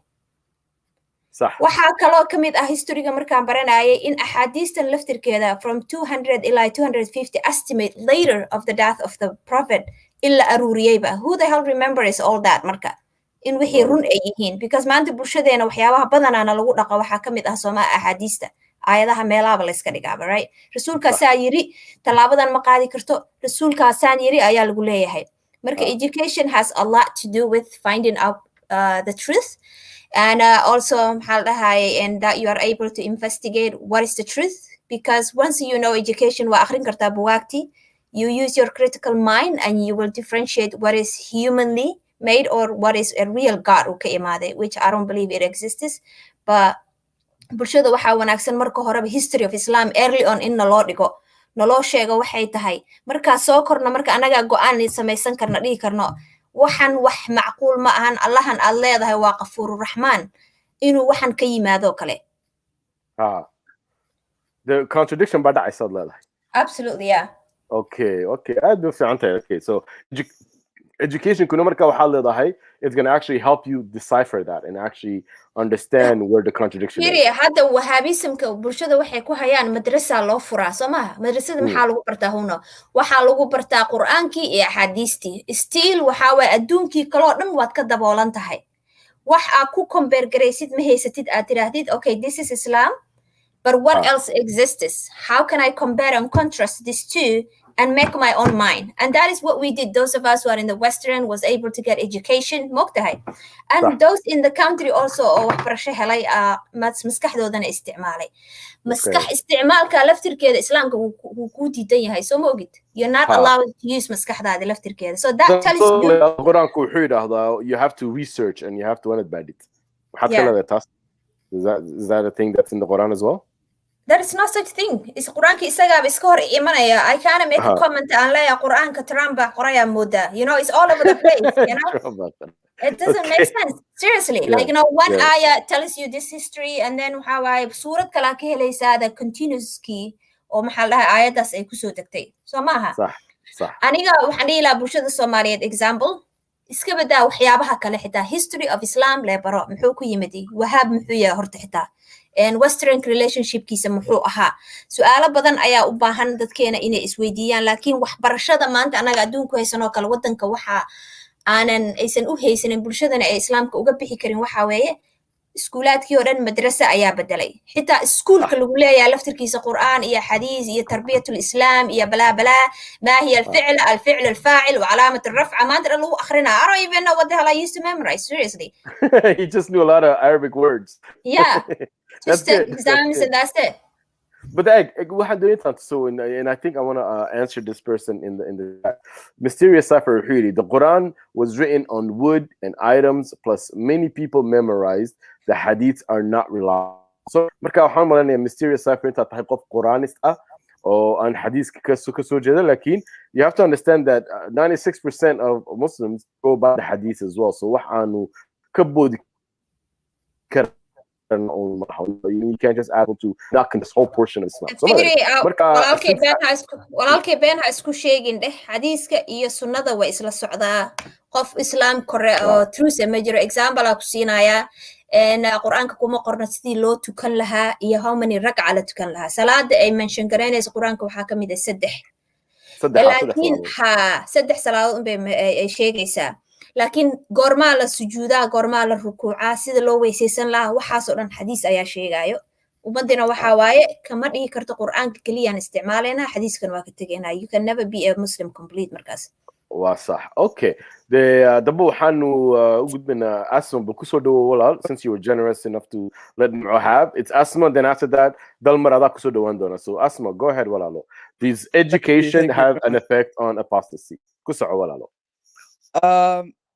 yes and no but before I Okay. answer that I just want to say u jawaab wiilkan quraanka markii uu soo degaaye sida uu og tahay nabiga wax la qoro iyo wax muu qori karin waxna muu akhrin karin marka saxaabiyaa jiray oo hadalka qori jiray markii nabiga quraan lagu soo rido saxaabigu imaan jiray saxaabiga qori jiray marka quraanka hadaa akhrisay waxa aragtay quraanka waxa ku badan ghafuurur rahiim aziizun caliim khabiirun caliim waxa soo kale ninki marka saxaabigu wuxuu sameeyay meel oo ghafuurur rahiim uu wuxuu ka dhigay aziizun caliim uu u bedelay marka بس markuu u bedelay ba hay nabigu wuxuu hay akhri waxa qortay uu akhri markaas yani caadi waay waa wuxuu dhahay waa dhag waa si fiican u qortay markaas uu yiri no aayadan may ku dhamaanaynin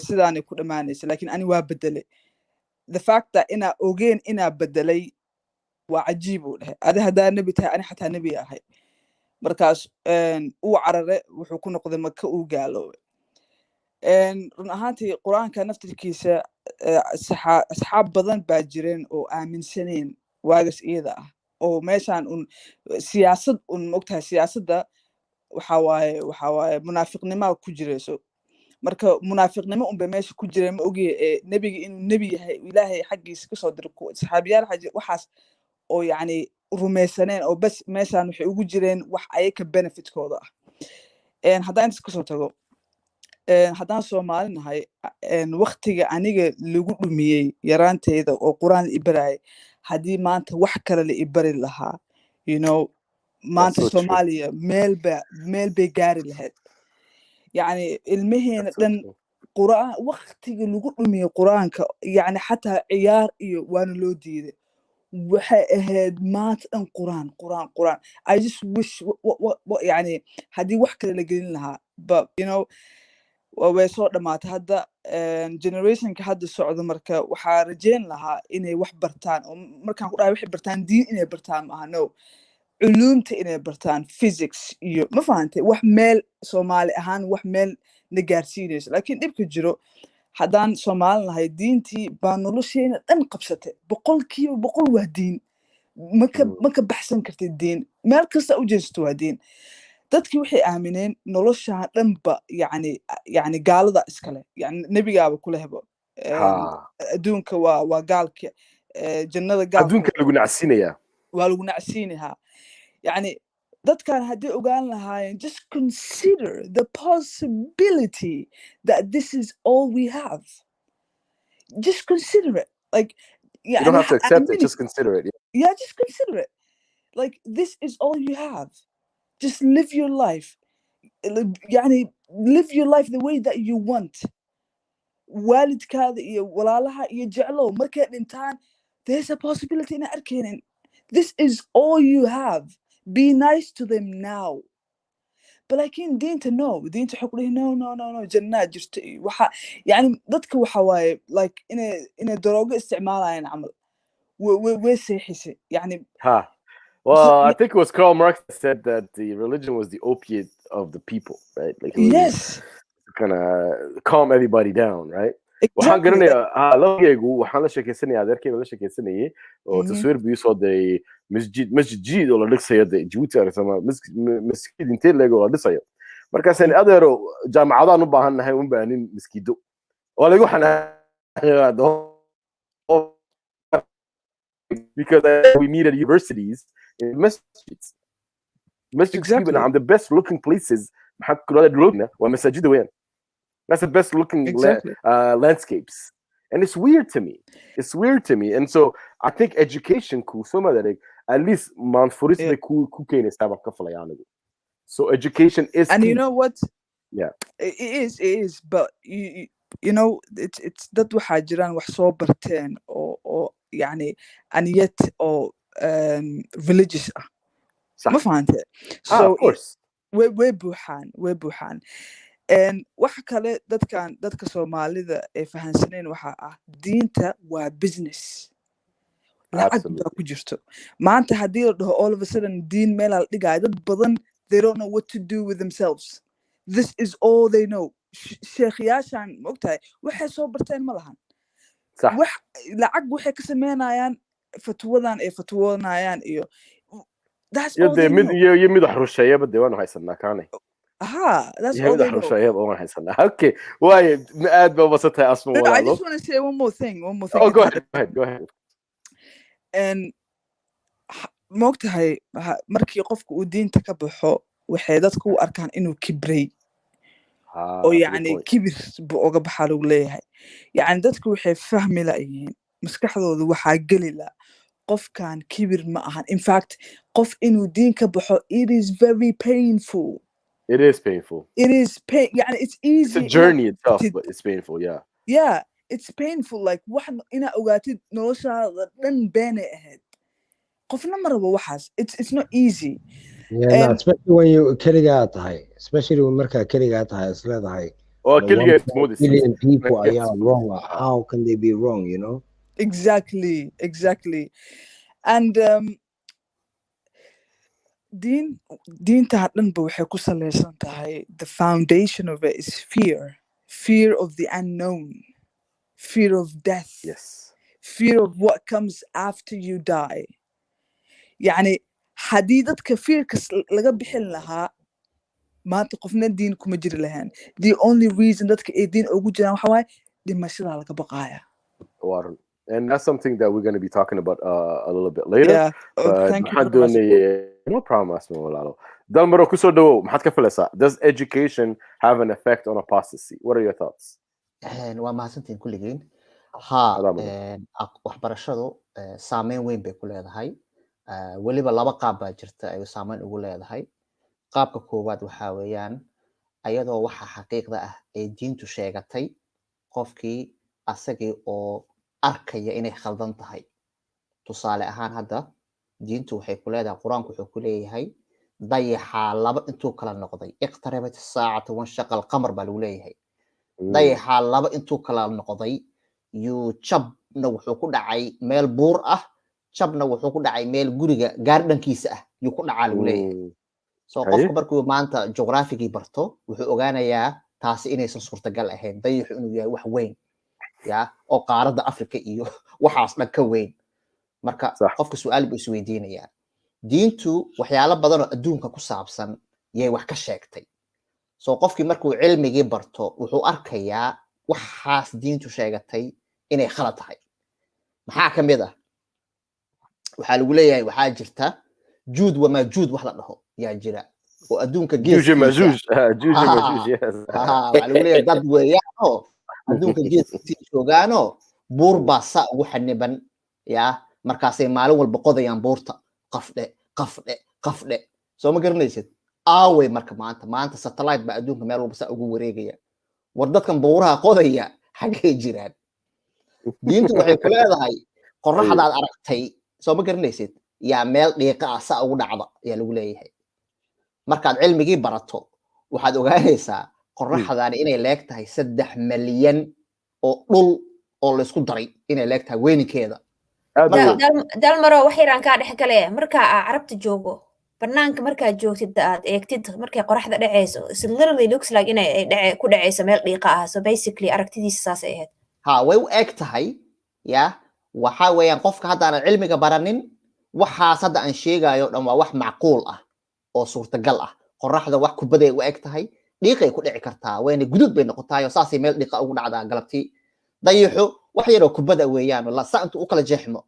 macnaha way noqon kartaa laakiin qofku markuu cilmiga barto wuxuu ogaanayaa waxani in sida anaga ay noona muuqato inuusan ahayn inuu ka weyn yahay ayuu dareemayaa marka saamaynta koowaad ay diintu ku yeelanayso global mental health soo dhawow saaxib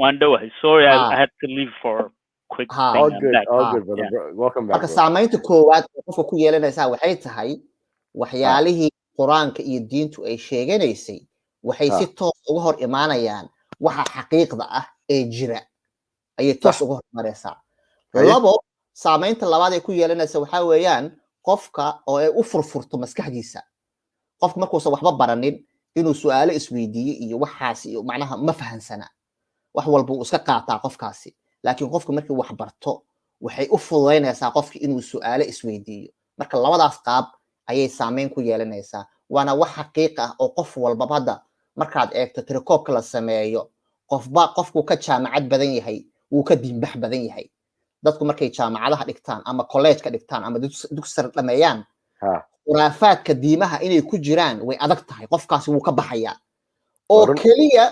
oo keliya waxa weeyaan qofkii ku danaysanaya diinta dad waxaa jira diinta ku danaysta businesskooda dhaqaalo ku haysta dadkaasoo kale dantooday raacanayaan laakiin badanaa tirakoobka adduunka markaad fiiriso qofba qofka uu ka aqoon badan yahay wuu ka diinta iyo waxaas ma rumaysna dadka ay ka jaahil badan yihiinna had iyo jir diintay ku dhagan yihiin Okay, that's a good point. That's a good point. So we're gonna also explore that, and diinta iyo maxaa kada horumarista. Laakiin waxaa doonaysan xaawo kusoo dhaweey xaawo. Do you think education has an effect on apostasy? Haam sameeya walaalo. Well, I think it does. Marka sidaan u arka waxa waaye waa laba nooc. Education in general helps people inay wax fahmaan nolosha, inay fahmaan inay maxaa la dhahay wax akhriskoodu bato. Laakiinse education in Islam is what I'm more interested in because haddaadan Islaamka wax fiican ka ogeyn mataqaanaaye ama aadan markaad wax akhrisid ama abatayda hadda qof aan waxba akhrin karin hadda hooyooyinkeena badankood mataqaanaaye quraankii ma akhrin karaan Soomaali dad badan ma aanan arago quraanka iyo Soomaaliya haysta luqadaadan aqoon un baad iska akhrinaysaa oo ku tukanaysaa waxa laga yaabaa aayadaha akhrinaysid markaad tukanaysid haddaad fahmi lahayd macnaheeda aayado aad mataqaanaaye adiga dhan dee disgusting aad dhihi lahayd waxaan maxaan akhrinayaa laakiinse maadaamaadan ogeyn wax kasta normal buu ku leeyahay marka education in Islam haddaad baratid Islaamka it cuts the middleman. Nin sheekha ma u baahanaysid. There's no room for manipulation. There's no room for lies. Wax kasta adigii baa baaranaya, adigii baa fahmaya. Hadda haddaad rabti sheekh inaad u tagtid uu maxaa la dhahaye waxaad weydiinaysay si kale kuugu fasiro.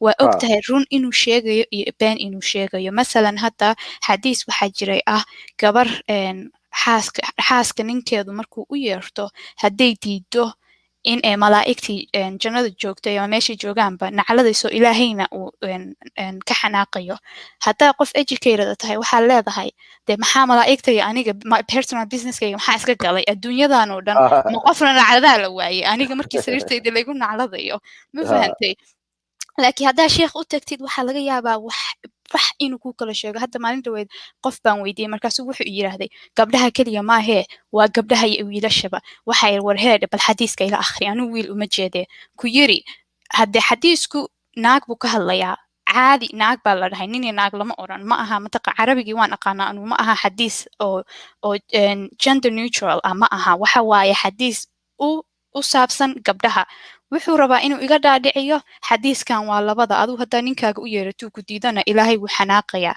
waana beentii marka because I know he cannot manipulate me laakiin haddaanan ogeyn waxaa laga yaabaa inay xadiiskaaska gabar ahaan inuu idhiwayay aan sheekh u tagoo lay dhaho maya gabdhaha keliya maahay ninkuna xaq baa ku leedahay adiguba waa isla sidii hadduu isaguna ku diido marka it cuts the middle man ma u baahna qof inuu wax beena ii sheego adigii baa wax kasta decide garaynaya so it does play a big role.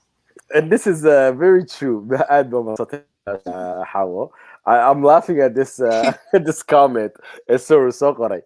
I heard my sweet mom read very violent ayats the other day. She was just reading it like it was normal things. And you know what's funny? ayat marka tabad yada waqaf bala inkaraya yaqaf bala hit them up it's a hit 'em up style. But the thing is, oh, this is so peaceful to listen to. I'm like,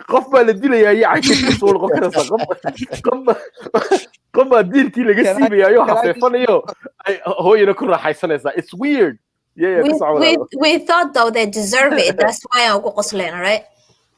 Yeah. The contrast between hoyo maano oo akhriyaysa quraankeedii akhrisi lagu yiri akhri laakiin ma fahansana waxaan akhriyayso waxay akhriyaysaa qof diirkii laga siibayo oo balaaka jin lagu dhiri nacam dee qof noloshii cunaha loo keenaysaayo waa qosol weeyaan dee qof iyaduna waxaan u malaynaysaa naxariis ilaahay intay akhriyayso.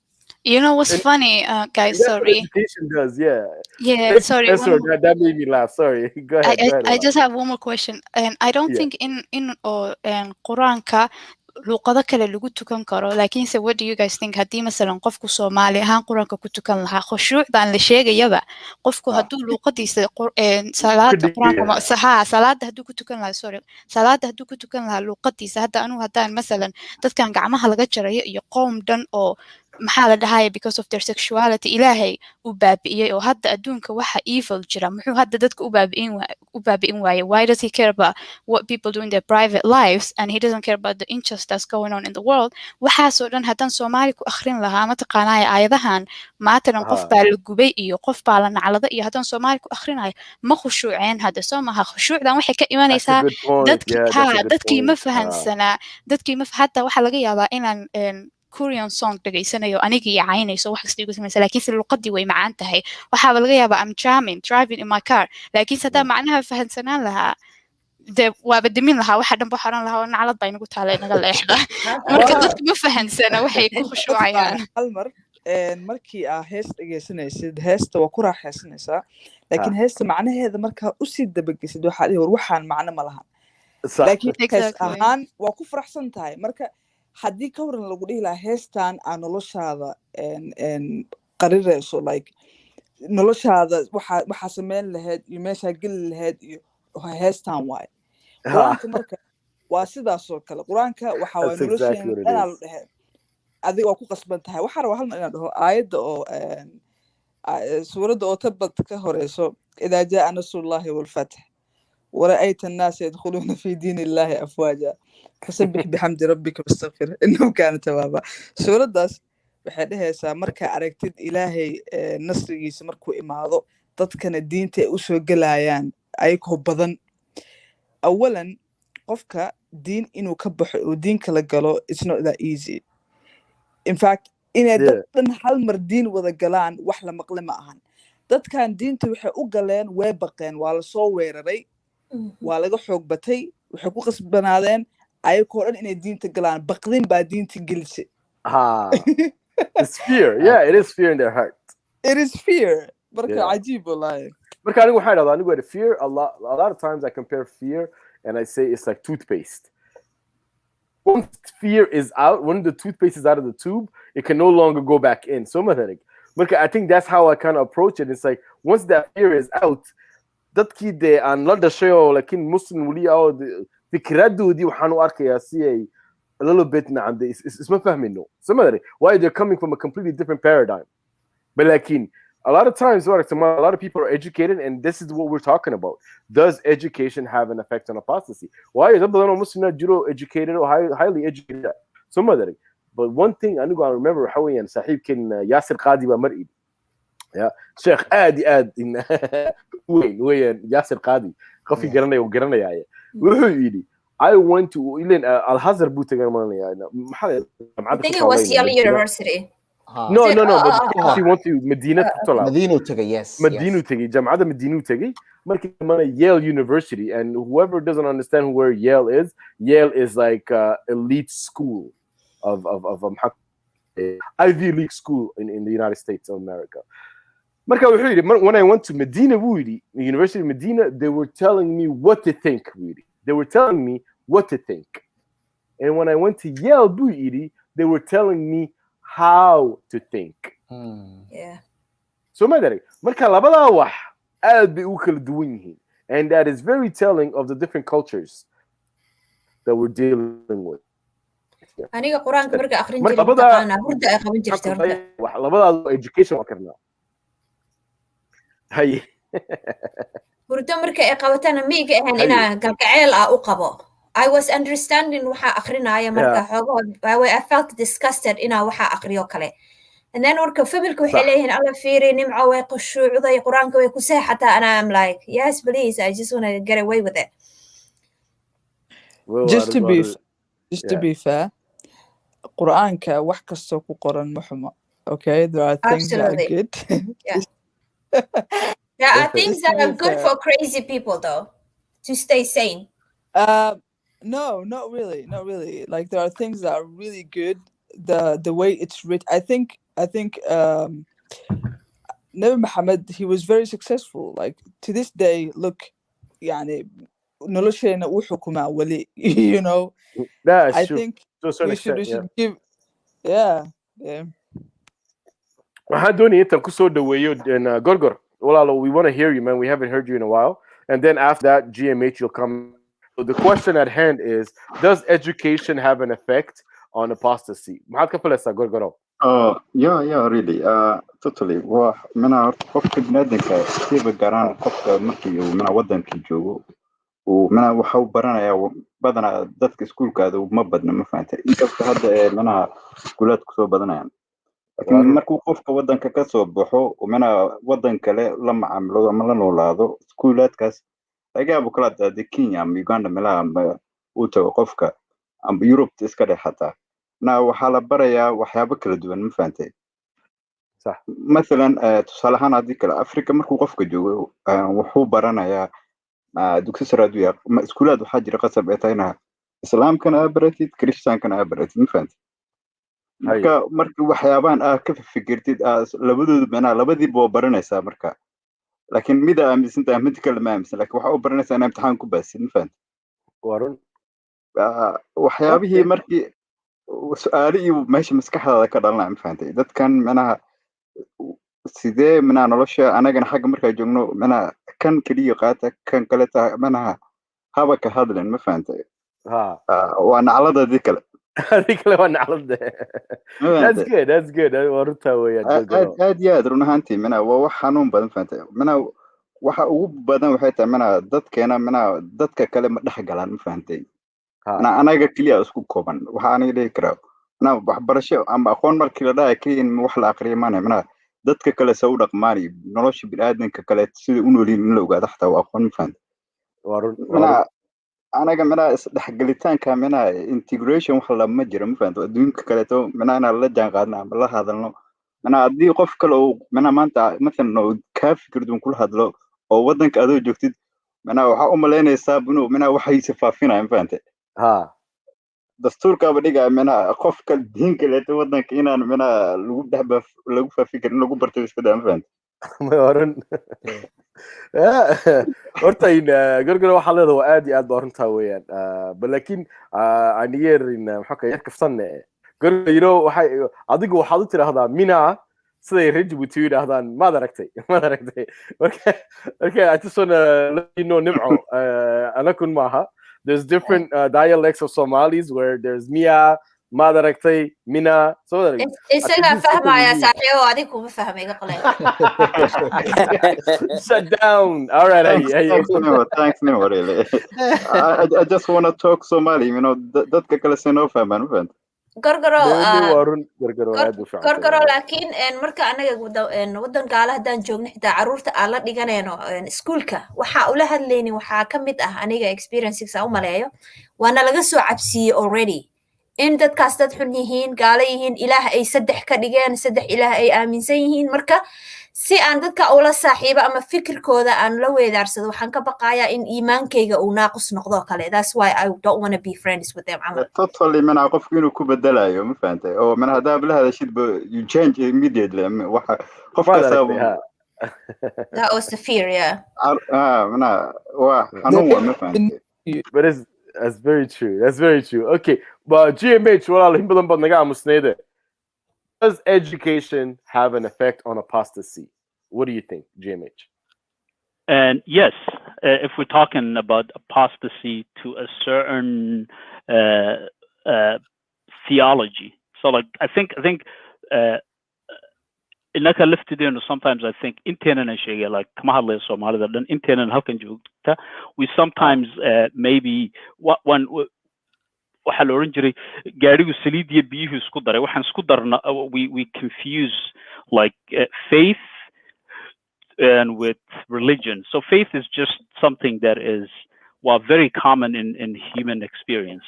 There's not like very rare to see a group of human beings who have no what I would call, not even theology, I would call it and tribal spirituality or tribal mysticism. So that's faith. Religion is just, it takes that and then it takes a lot of other components of human existence and combine all of that together and call it a system. So it goes from faith to like, so they habluhu imika sheegayen to sarirta, to cuntada waxaad cunaysid, to, and different faiths and different quote unquote religions, and do it at different extent.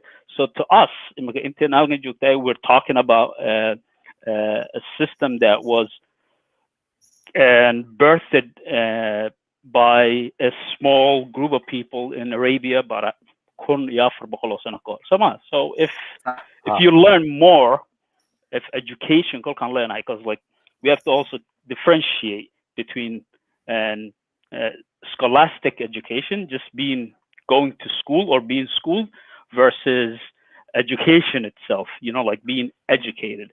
So dad badan waxaa jira who are inaku waxaynu qiimaynaa dad Soomaalida aragtid sometimes, because we nagu yaryahay waxaa la odhan Dr. Hebel, you know, like gabadh nurse ayaa loogu yeedhaa Dr. Hebel, nin maxaa la yidhaahaa and maybe studied a little bit of engineer Hebel. So we value scholastic knowledge, we value schooling versus education. So it depends also when you say education, but of course education means indahaagu u furmeen to a certain thing, and yeah, that would help you inaad wax kala saartid, but taa kama dhigna you would get to a place where maybe sometimes you become without faith, you know. So there's different ways, of course, it would help you. That's true. waan soo yar noqon doonaa dalmar baan ku dayn, dalmar ku soconaa. aad u mahadsan tahay. haddii dadka qaar waxaa laga yaabaa inay yiraahdaan kuma qanceyno tirokoobyada iyo researchiga ay sameeyaan dadka gaalada ah. waxaa jirta xataa tirokoobiyo iyo research ay sameeyeen muslimiinta laga soo bilaabo 2013kii laga soo bilaabo ilaa hadda, muddo 5 sano 6 sano 7 sano ah ayay tirokoob sameynayeen. Tirkoobka waxay ku sameynayeen waxay ahayd dhalinyarada loo keenayo ee diinta ka baxaya maxay yihiin, waa dad sidee ah, su'aalahay wataan maxay yihiin, wixii dhan bay qorayeen. marka ilaan hadda qof dhalinyaro ah markii laga shakiyo waxa u horeeyay dadkeenu aabayaasheen iyo waalidkeenu diintii iyo xuma yaqaanaan, dhagta intay ka qabtaan bay masaajidka ku geenayaan. masaajidka marka waxa kaaga horeeyay waa wadaadadii Soomaaliya fadhiya meesha. marka wadaadadii dadkii loo keenayay bay tirkoob ka qorayeen noocay yihiin, sidee yihiin. marka tirkoobkaasna way sameeyeen soo video iyo soo qoraalaba waa la helayaa. waxay yiraahdeen dadka noolo keenayo waa dad diintii islaamkii yaqaanay dhahay kulligood, ma aha qof aanan diinta aqoonin, ma aha badankooda. waa koow oo waxay dhaheen dadkani waa dadkii masaajidada ku jiray ee aan madrasooyinka u akhrineynay, mataqaanaa xataa marmar tujinayay weeyaan dadkan noolo keenayo. waxay kaloo yiraahdeen dadkani waa dad wada jaamacada soo dhigtay. marka labadii tii muslimiintii tirkoobkii ay sameeyeen iyo tirkoobkii kale ee dadkii kala sameeyeen way iswaafaqayaan labadoodiiba. maxaa yeelay kuwana waxay leeyihiin dadka wax bartay ayaa badanaa dadka noolo keenay waxay u badan yihiin dad wax bartay bay u badan yihiin, hadday ahaan lahayd diintii, hadday ahaan lahayd maadiga, hadday ahaan lahayd labaduba. marka iyadana waa arrin cajiib weeyaan runtii. maxaa yeelay hadda u fiirso annaga la tirkeena maalintii u horreysay diinta aan ka shakinayay iyo maantaan aad uga aqaanaa diintii. maxaa yeelay qofku si fudud diinta ugama tagaayo, waa inaad baaritaan qoto dheer waa inaad samayso, waa inaad wax baadho, waa inaad su'aalo isweydiiso. taasi waxay keenaysaa marka waxyaalo fara badan oo aadan hore u arki jirin inaad aragto.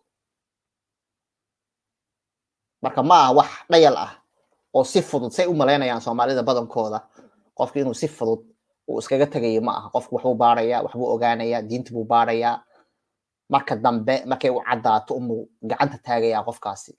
laakiin intuu xataa qofkaasi wax salaaxi kalo, hadda dhalinyarada dhehaysa quraani baan nahay, xadiista ma ogolin, ani lama yaabo. maxaa yeelay horaa waxaa loo yiri laba jir soo wada mar, waa soo marnay waxaas.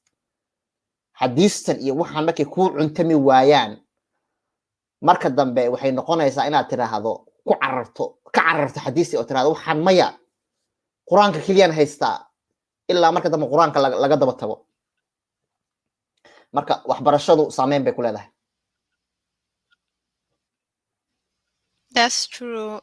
Dalmar aniga horta saasa ahaa waxaan noqday kuwa kow quraaniska noqda waayo dhow xadiisyadii markaan akhriyo waxa iraahday ama waa waalanaysaa ama dee wado kale waa inaad heshaa maadaama aad rabin diinta inaad ka tagtid hadhow min quraanis baan noqday sanad camal baan iskaga khushuucaya quraanka oo wixii mataqaanaaye aan ka qabo disagreement aan ka qabana waxyaalo kale aan maskaxda ku busy garaynayay and then until one day I was like listen same things you were running from xadiiska quraankana way ku jiraan aayadahan aad avoid garaynaysid face it akhri and then be honest with yourself waxaan ma aaminsan tahay mise ma aaminsanid so it's hard it's many steps to it. Listen you guys just to go back here you know Islam has roots geed kasta has roots as well Somali markuu nebiga dhintay waxay dhahaan dadkii ugu fiicnaa waxa weeyaan dadkii markuu nebiga dhintay dadkii ugu fiicnaa weeyaan bade marka dadkii markuu joogay dad baa isdagaalay well he dropped off he was talking nonsense so I had to kick him out. No, I'm kidding. Ma garanay waxa ku dhacay soo noqon wuxuu ka wadaa markii nebiga saas u dhintayba iska hor imaad baa yimid isla markiiba dadkii u fiicnaaba diimihii ka baxay dagaalkii ridada la yiraahdaa Ridda Wars waxaan way ogaayeen in iska cabsi iyo iska turufo inba iska ahayd waxaan marka carab oo dhan way ka wada baxeen diintay ka wada baxeen qasab baa lagu soo geliyay marka Abubakar intuu seef qaatay yuu kurka ka wada jaray maqoortan ka jaraa mise waa soo laabanaysaa dagaalkan ka waday I think ani waxa u maleeyaa mataqaanaa in different perspective ama qof ka horjeeda inaad dhageysatid waxyaabaha badan aniga ii fududeeyay ina questionska aan qabay aan conclusion ka gaaro waxay ahayd dadka islaamka criticize garaynaya horta markii aan dhageystay waxa ay ku criticize garaynayeen oo kalena ama ay ku eedeynayeen aniga baaritaan aan ku sameeyay oo islaamka aan ka soo baaray waxna waa iska been oo waa iska buunbuunin moogtahay propaganda dadka loo sameeyay waaye waxna waa xaqiiqo waaye hadda maxaa la dhahay dadka yahuudda uu laayo kale iyo gabadhuu soo guursaday habeenkii aniga wax islaam la igu soo baray ma ahayn laakiin dad non muslims aan ka dhageystay laakiin marka islaamki soo baaray wixii waa sax uu ku jiraa marka shooga kugu dhacayo waxay is leedahay marka new religion camal ay kula noqonaysaa and then the more I see baartid the more you question so whether you stop hadith and then Quran is ama Sufi ba iska ma noqo you know you go steps but at the end of the day I don't think qofka markuu maskaxda furo inuu ka joogsanayo Okay, that's very good. Me waxaan maleynayaa inta Dalma you said the right one ku dhageysanaya internetka ka galayba when he came back you were saying the right thing markuu nabiga dhintay nimankii ugu fiicnaa islaam ugu fiicnaa top 10 ahaa ayaa isdagaalay oo isdilay run weeyaan shii sunna noqday way isdagaaleen hadda just for correction state Shia Sunni mar dambe timid markuu Nabi Muhammad markuu soo dhintay there was something called the Ridda Wars because a lot of people did not want to pay that or tax ku Muhammad doonay inta bixiyaan so a lot of people just said okay well they didn't really believe in Islam they were just afraid of Muhammad as a you know what I mean no what I mean is what the Islam what the Muslims believe is Ali bala dooraday. No, that's later though, little man. That's later. Oh, is it later? Okay. Yeah, because after Muhammad came Abu Bakr Siddiq as the Khalifa. He was alive for only 2 years. He died off. Then it was Umar. I think it was Umar or Uthman. I think Umar Buha. After that was Uthman, and then Ali came. Those are the 4 Khalifat Rashidun Marka each one of them besides Abu Bakr were killed, assassinated. Kurka lodere. Marka what you're talking about is at the end why marku Abu Bakr kadige Khalifa had Muhammad. He didn't name his successor. So Abu Bakr balaga dige lakin a lot of people thought that it should have been Ali. laakiin new nomad waa sidii noola ku sheekeeyay laakiin xaqiiqda dhabta waxay tahay dadka inta badan waxaana loogu sheekeeyaa aniga oo kale dee oo waxba garanaynin waxaana loogu sheekeeyaa yes laakiin xaqiiqda dhabta waxay tahay new nomad nabi maxamed wuxuu qoray uu yiri cali ba ani igu xiriiray soo ma garanayso in adeerkiis buu ahaa adiga aragtay cali baad aragtay ma runta yes meel facshira oo la isugu yimid markay ka soo laabteen qadirukum meel la yiraahdo facshir ah boqolaalan ku fadhiyaan buu intuu gacanta qabto uu xiri waa kana amiirkiini ee ka dambeeya marka uu sheegay diinayn waa wax cad weyn saxiix bukhari ku yaala qofka aan weli u ahay ka qaateen iyagu isma saxiix bukhari waxa ku yaala uu yiri qofka aan weli u ahay cali ba weligii ku xiga ah waa kaasa gacantu qabtay kulligood way aqbaleen yaa hatta umar iyo abubakar iyo way congratulation ba u sameeyeen What about the last sermon? You know the last sermon nabiga intuu dhintin wuxuu dhahay aniga quraankayga one says aniga quraankayga one says aniga maxala al-bayt one says aniga maxala sunnadeyda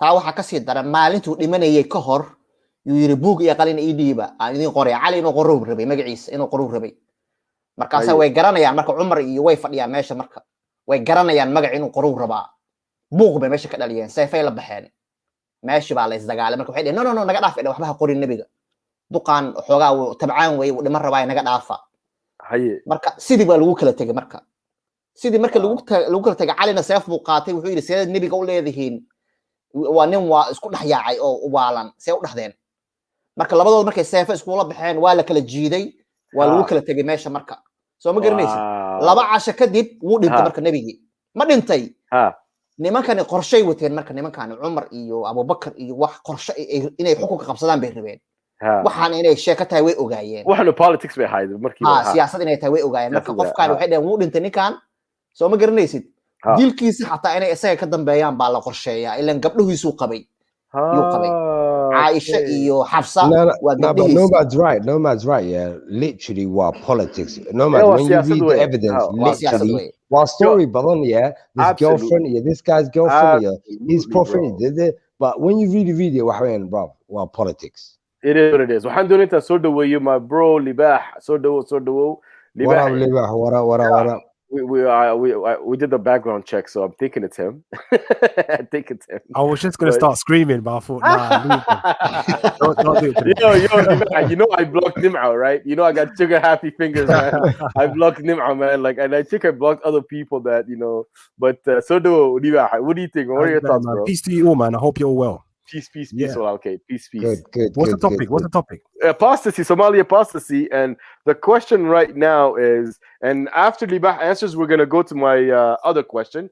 But the question right now was, does education have an effect on apostasy? Absolutely. How and how did that? How do you think that plays out? I mean, because a lot of Muslims are educated, right? Yeah, I would say that, the average Muslim is educated, but the average Muslim isn't objective either. Okay. So they look at things from the lens that they were sort of brought up in, or they've sort of been programmed in. But right, once you start looking at things independently, and once you start becoming an critical thinker, that's when things become a lot more clear. And critical thinking in itself, that requires education. So absolutely. And even just from my experience as well, most of the people that have left Islam or left Christianity or any of these other like faiths, especially the Abrahamic faiths, they tend to be pretty educated, like contrary to popular belief.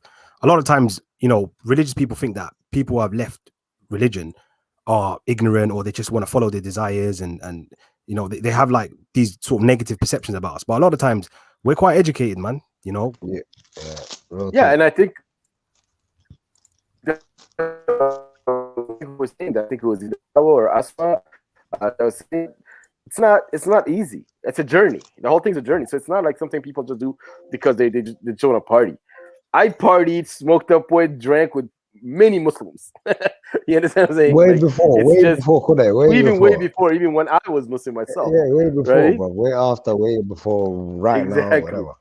Yo, Libah, Coco is taking a jab at you, man. Libah is fashionably late as he should be as a Somali.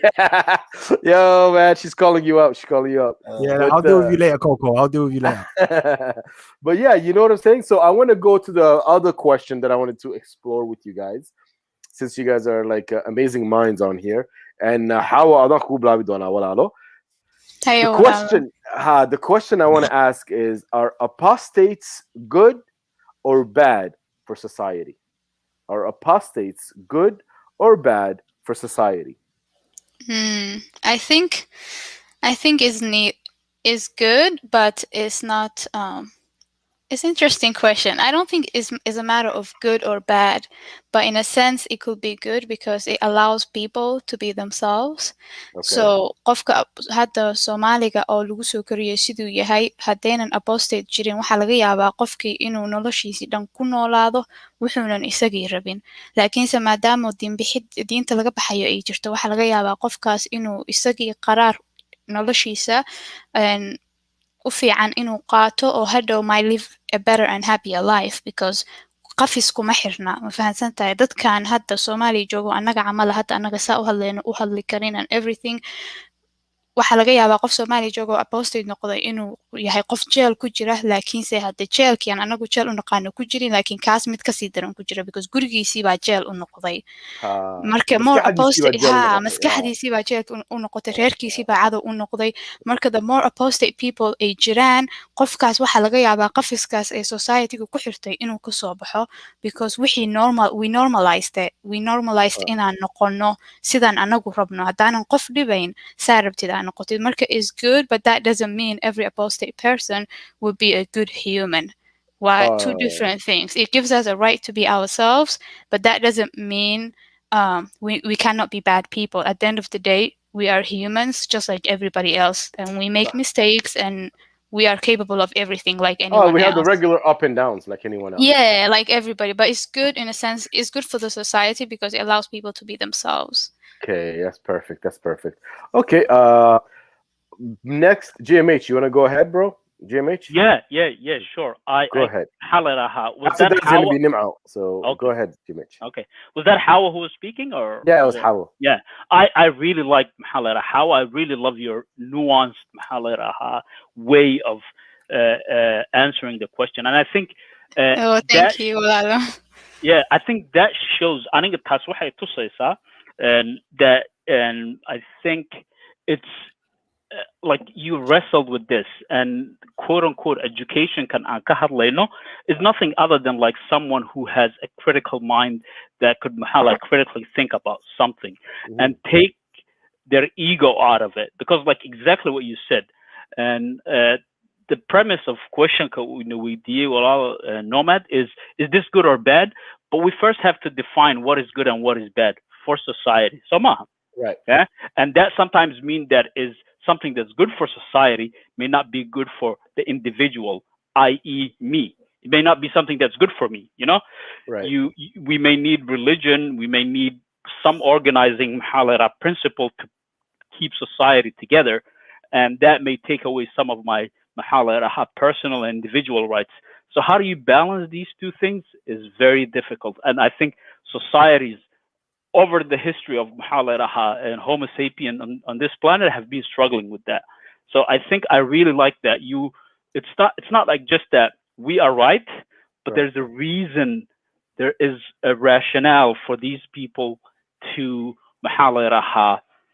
hold these things, beliefs, ideas, whatever those are. So I really like that. So I think it's very difficult, and this is like now like my academic answer. It depends, like if it's good, it depends. If it's bad, it depends. So I really think having more choices for individual being based on a really and informed like data and informed and like you're coming off from an informed place. Yeah, right. Yeah, that's good. So that's okay. So, no, absolutely, yeah. I completely agree with that, JMH. I just wanted to welcome an educated pirate. Please say it's you. Is that you, educated pirate? Is that you? can you speak up? Hello? Yeah, is that you? An educated parrot? Is that you? Yep. Yeah. All right. Well, that's good. Okay, cool. Well, welcome to the pitch. Maybe out of you want to introduce yourself a little bit? Oh, hi everyone. It's good to be here. Good to meet you all. Kind of, sort of. Good to meet you too. Good to meet you too.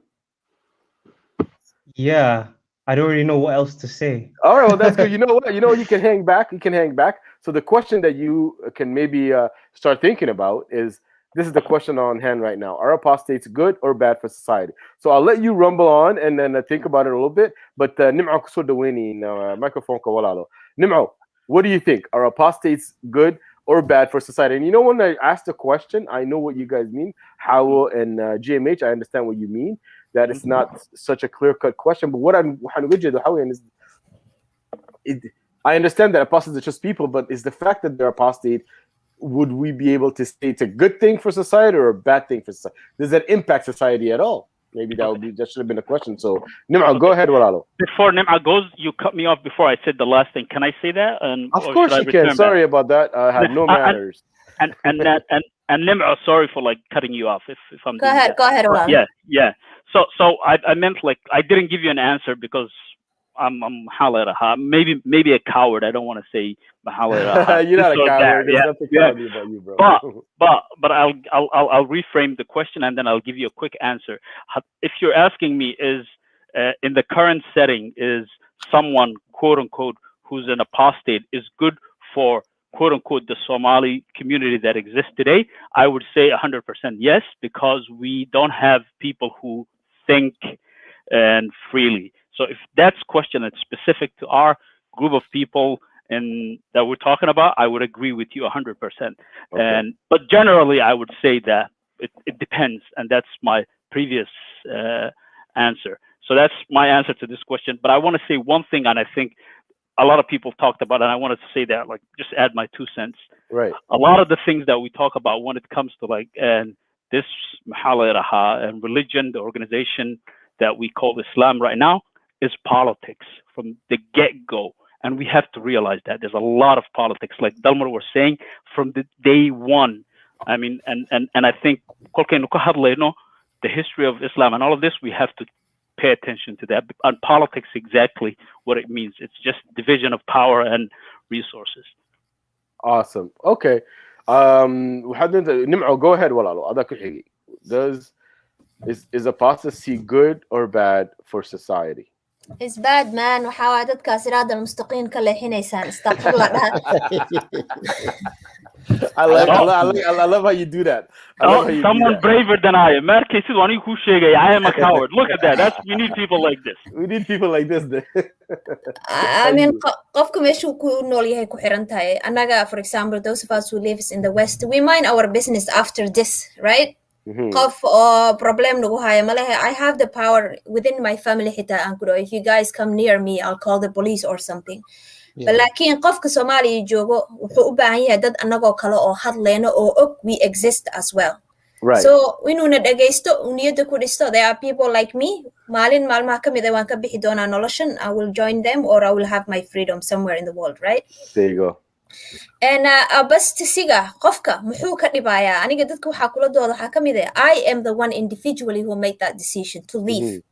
What is it that for you marka? Ma aniga kugu dhibay, ma familkaaga u imaaday, ma diinta ka bax baan kugu iri?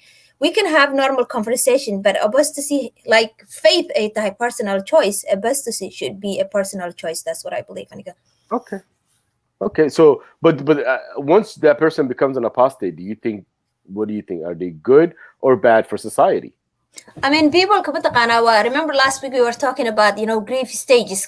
Yes. Qaar ayaa iska xanaaqsan soo maaha, because they will find out waxay aaminsanayeen so many years, or they wasted their time memorizing Quran, learning about Hadith, wixii bay xanaaq ka qaadayaan, and there is a stage they go through, and then markaas they rabaan, they start insulting people, ama diinti ha caayaan, ama individual person ki ha caayaan, si qaldan ha u approach gareeyaan their belief ki ay ka soo baxeen. And some of us, like I did, aniga, I studied very well, and I said, you know what, I don't want to insult anybody, because waxaan waa waxa mar hore aaminsanaa. There was a time waxaan aan jeclaa, and now I just want to move in this situation from myself and then figure out what I want to be as a human being.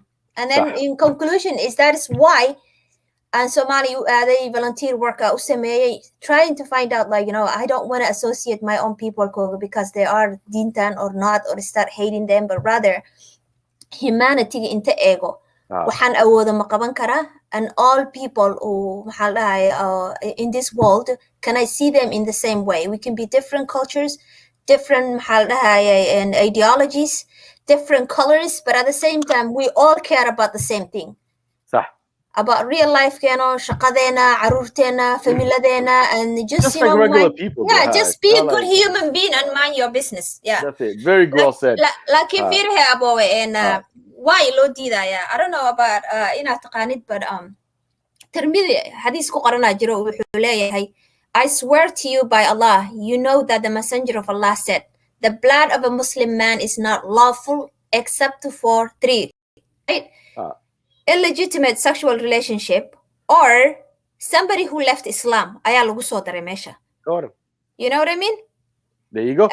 It says, or apostasy after Islam, or taking a life without the right or which he is killed, which I'm okay with it. But في qof dilay iyo qof diinta ka baxay ayaa isku meel la dhigay. Aniga diinta ka baxay qof ma dilin. I mind my business, so why should I be killed? That's very good. That's very good. Yeah. So I want to read this. Umar Ruhuyidi. Bad for groupthink. It is threatening for those who refuse to acknowledge diversity of thought. And that is very well said, I think. Yeah, absolutely. Unless society, if that society has a groupthink, which I think most societies do, it's going to be bad for that society because it's threatening. Because they don't want to acknowledge a diversity of thought. So at least we see a flaw there. Dolmar, do you think apostate, are they good or bad for society? What do you think, Dolmar? Ani ahaantayda haddaan good iyo bad aan ku qeexin inay tahay human well-being inay tahay haddaan ku qeexno waxay noqonaysaa marka inay wax wanaagsan tahay dadku farxadooda. Hadda society markaan dhahno waxay ka kooban yihiin individual bay ka kooban yihiin. So society-gaas haddii individual aan happy ahayn, oon faraxsanayn, oon ku qanacsanayn, haddii ku jiraan society-gaasi guud ahaan ma shaqeynayo. Soomaalidu waxay dhahdaan baruur baa baruuryo badan qurmisay dhahdaa. Marka ani waxay ila tahay inay wax wanaagsan ay tahay dadku inay kala duwanaadaan, ya fikra kala duwan ay jiraan, markaasay dadku horumar gaadhaan. adduunka u fiirso, taariikhda adduunka u fiirso. berigii halka wax uu ay jirtay, halka diin uu ay jirtay, horumar ma jirin. Waxa way dadku hal box bay ku jireen. Halkaas wax baa laga fikirayay. Laakiin adduunku markii enlightenment-iga hadda taariikhda marka dib u baadho, fikirkii markuu ballaaday, dadku ay fikra la imaadeen, qof walba wax uu ku darsaday, adduunku horumar buu gaaray maanta. Heerka aad gaarayso gaaray. Soomaali anaga markaan niraahno, anaga waxaan ka society-kan ka leeyno waa dalkeeni Soomaa. Cid kale kama hadlayno. Waxa anaga hadda noqosay isku keen waa Soomaalinimo. Marka maanta Soomaalideeni dad fikra ka duwan fikirka ay haystaan ma loo baahan yahay. Waa loo baahan yahay. Maxay la taasi waxay abuuraysaa xaaladda maanta aan ku jirno, xaalad ka duwan bay abuuraysaa. Waxa imaanaya baarlamaanka dhexdiisii, bulshada dhexdeedii in waxyaalo qaar aan iska liqno, aan iska qaadano. miiska la soo dhigo la yiraahdo why maxay u dhici lahaday, why this tani maxay u dhici lahaday, tan ha dhacdo. Taasi waxay keenaysaa marka waxyaalo badan inay isfurfuraan, wadankeeni in la furfuro, investmentigu inuu wadankeeni yimaado. Ya hadda uu xidhan yahay wadankeeni, gaal naga ilaaliya, gaalada ka ilaaliya, gaalka baqashan ugu jirta wali. waxaas oo dhan baan ka bixi lahayn. Wadankeeni wuxuu ahaa wadan xor ah, ganacsigu xor yahay, cid walba lacag haysata ay tagto, cid walba ay horumar gaadho. Qof walba maxaad qabsan kartaa, maxaad gaari kartaa uu ku fakiro. Waan ka bixi lahayn. Marka aniga ahaantayda society Soomaali ahaan markaan iraahdo waa wax wanaagsan, waa waxaan u baahannahay, waana tan kaliya naga maqan ma oran lahaa. صح aad iyo aad baan taa ku raacsanahay Damar, waa runtaana weeyaan. laakiin markaan orano Soomaali erey qofkii in apostate buu noqday anigu waxaan u arkaa saban u arkaa anigu aniga jiray gorgoro marka adaan ku iman doonaa walaalo laakiin I wanted to add my 2 pence here. I think maxaan ku idhahdaye the diversity of thought waxay ku fiican tahay for the same reason a diversity of chromosomes ay u fiican tahay qofka bini'aadamka markuu samaysmayo Soomaali a diversity of chromosome is good. That's the reason why maxaan ku idhahdaa mental challenge waxaa ku dhici karayaan the closer the genes are waxaasaa loo diidaa dee waxaasay dadku u diidaan dee our nature doesn't like maxaan ku idhahdaa going with our siblings or things like that. Soomaali. And that's what I'm trying to say is like a diversity of thought is good the same way chromosomes are, I think, for humanity. Marka, the more different ideas I ogoshahay, the horomaristin marka it's going to be a lot easier because we're going to have many ways of coming at many angles to come at the problem. Lakin adan suqurato or no umra fikirana. It's gonna retard that a little bit. Yes. Ha. Marka that's one of the things. Marka waxaan doonay inta kusoo dhaweeyo Gorgor.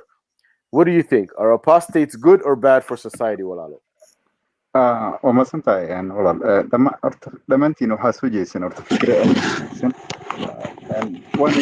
waan idinla wadaagaya ma fahamtay waxaad dhammaan waa wax saasan laakiin haddii aan ku daro in yar keliya waxaa waye fikirkeyga marka laga hadlayo qofka diinta ka baxay oo kale diin laaba haddii aan dhaho kale macnaheedu maahan qofkan inuu qofka kale wuxu u aaminsan yahay inuu weerar ku yahay Soomaalideena haddii uu qof diinta ka baxo wuxuu u qaadanayaa qofkan inuu fikirka uu qabo inuu qof walba la qaato inuu rabo saasna ma ahan ma fahamtay qofkan shakhsi ahaantiisa waxa uu doortay inuu ku noolaado buu doonayaa Soomaalinimadana cid ka saari karta ma fahamtay sida hadda jirto kale diintiya waxay noqotay Soomaalinimo haddaanan diintaan haysan Soomaalida bulshada kama midid waa wax aad iyo aad u xanuun badan ma fahamtay qof walba Soomaaliya inuuna xorriyad uu ku dooran karo shakhsiga uu rabo inuu ku noqon karin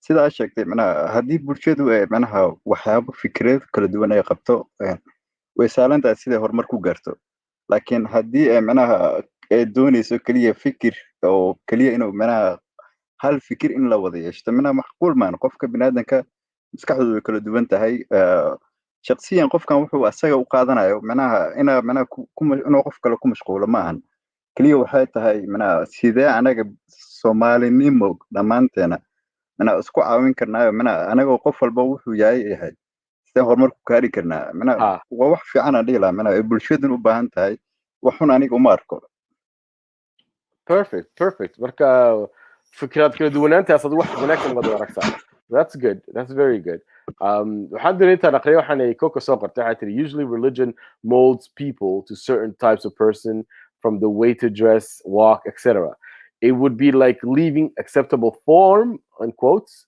and it hurt the community there is no individuality aspect and I think that's one of the reasons for religions is to actually create everybody to be similar so it's easier to control them.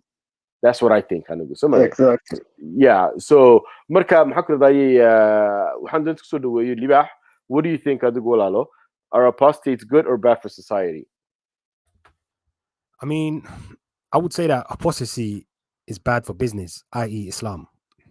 But okay. For the individual, I think apostasy is great, because you now become an independent thinker and you get to live your life however you want to live it. But I would say for Islam it's not a good thing at all, because we already see waves of apostasy in the Muslim world. Muslims talk about how Islam is the fastest growing religion. I mean it is, but through birth rate, but think about how many people that are leaving. I mean we would never know like the true statistics. I mean maybe we will, but I don't think people actually come out and admit that they've left Islam, obviously for fear of retribution. But yeah, I would say for Islam, it's definitely a bad thing. But overall, I think it's great for society. It's great for humanity, I would say. I think it's time for us to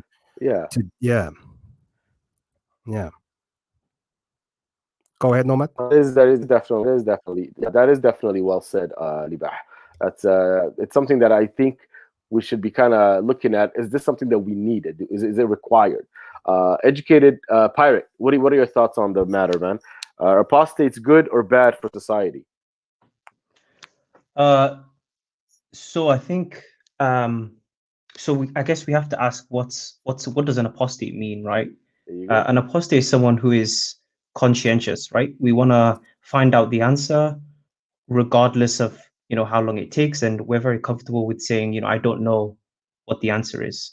And so that's in dire need in Somali society. I would say we're a very collectivist society.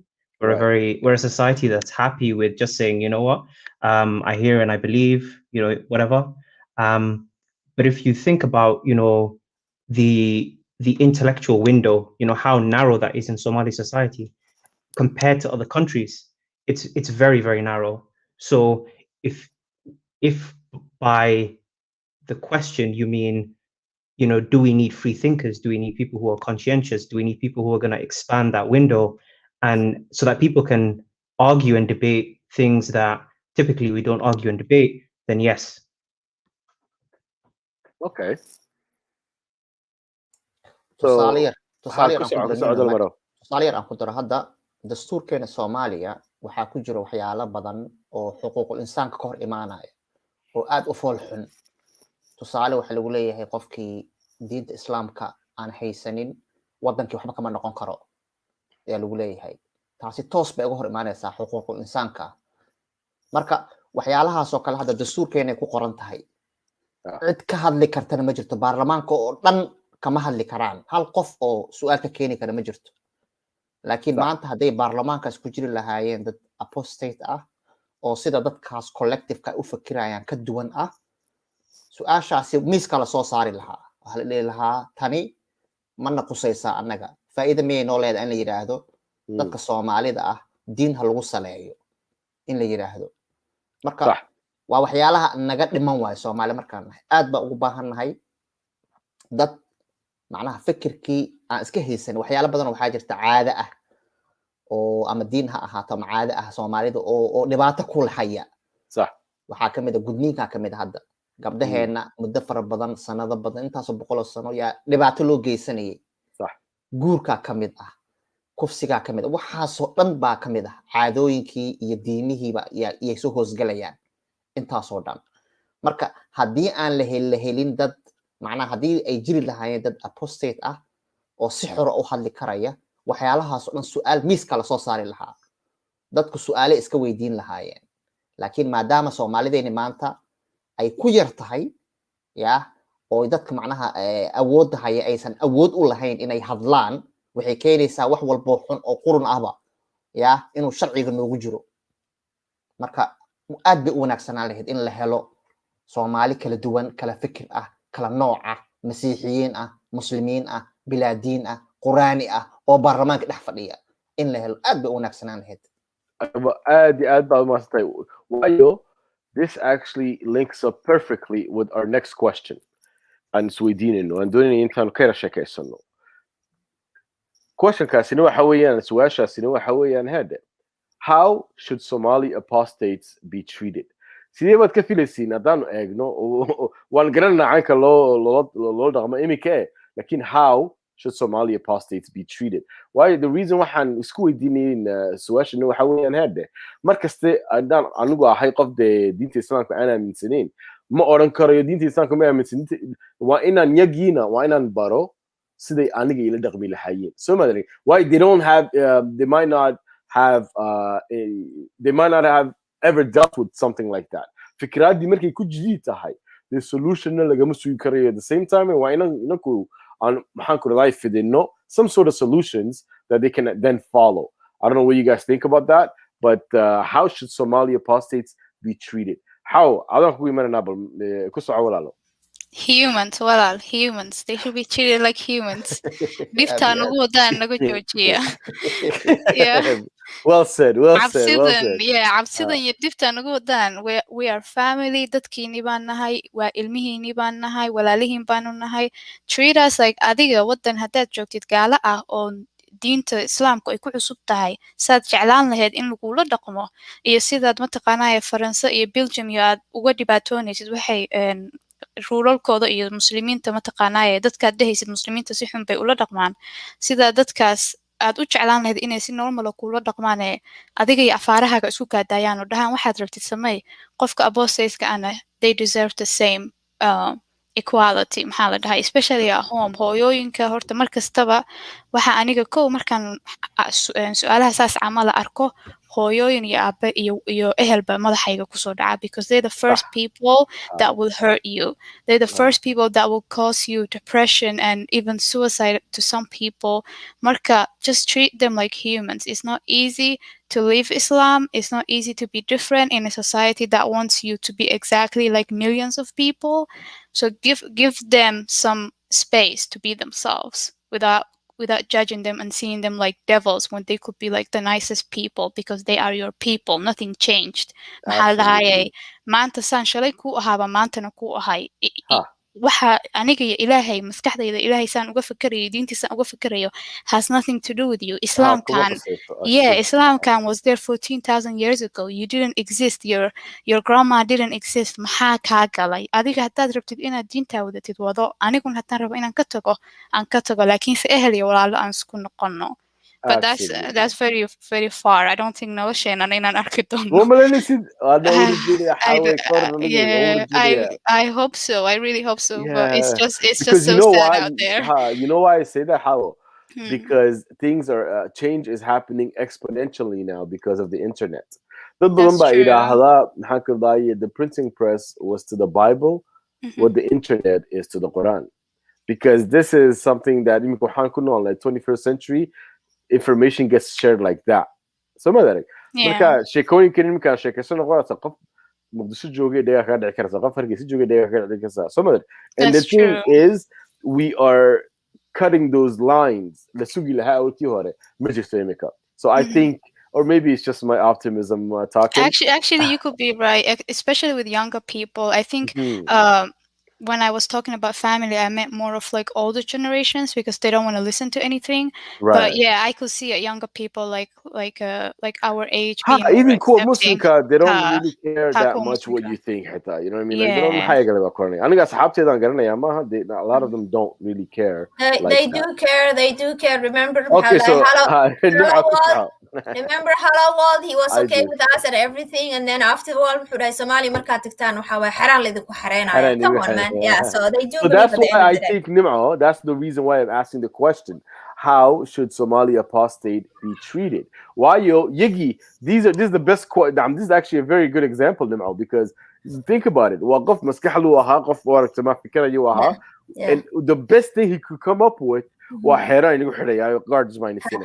Somalia that's maadaanu yiri xaraal idinku xiraya easy target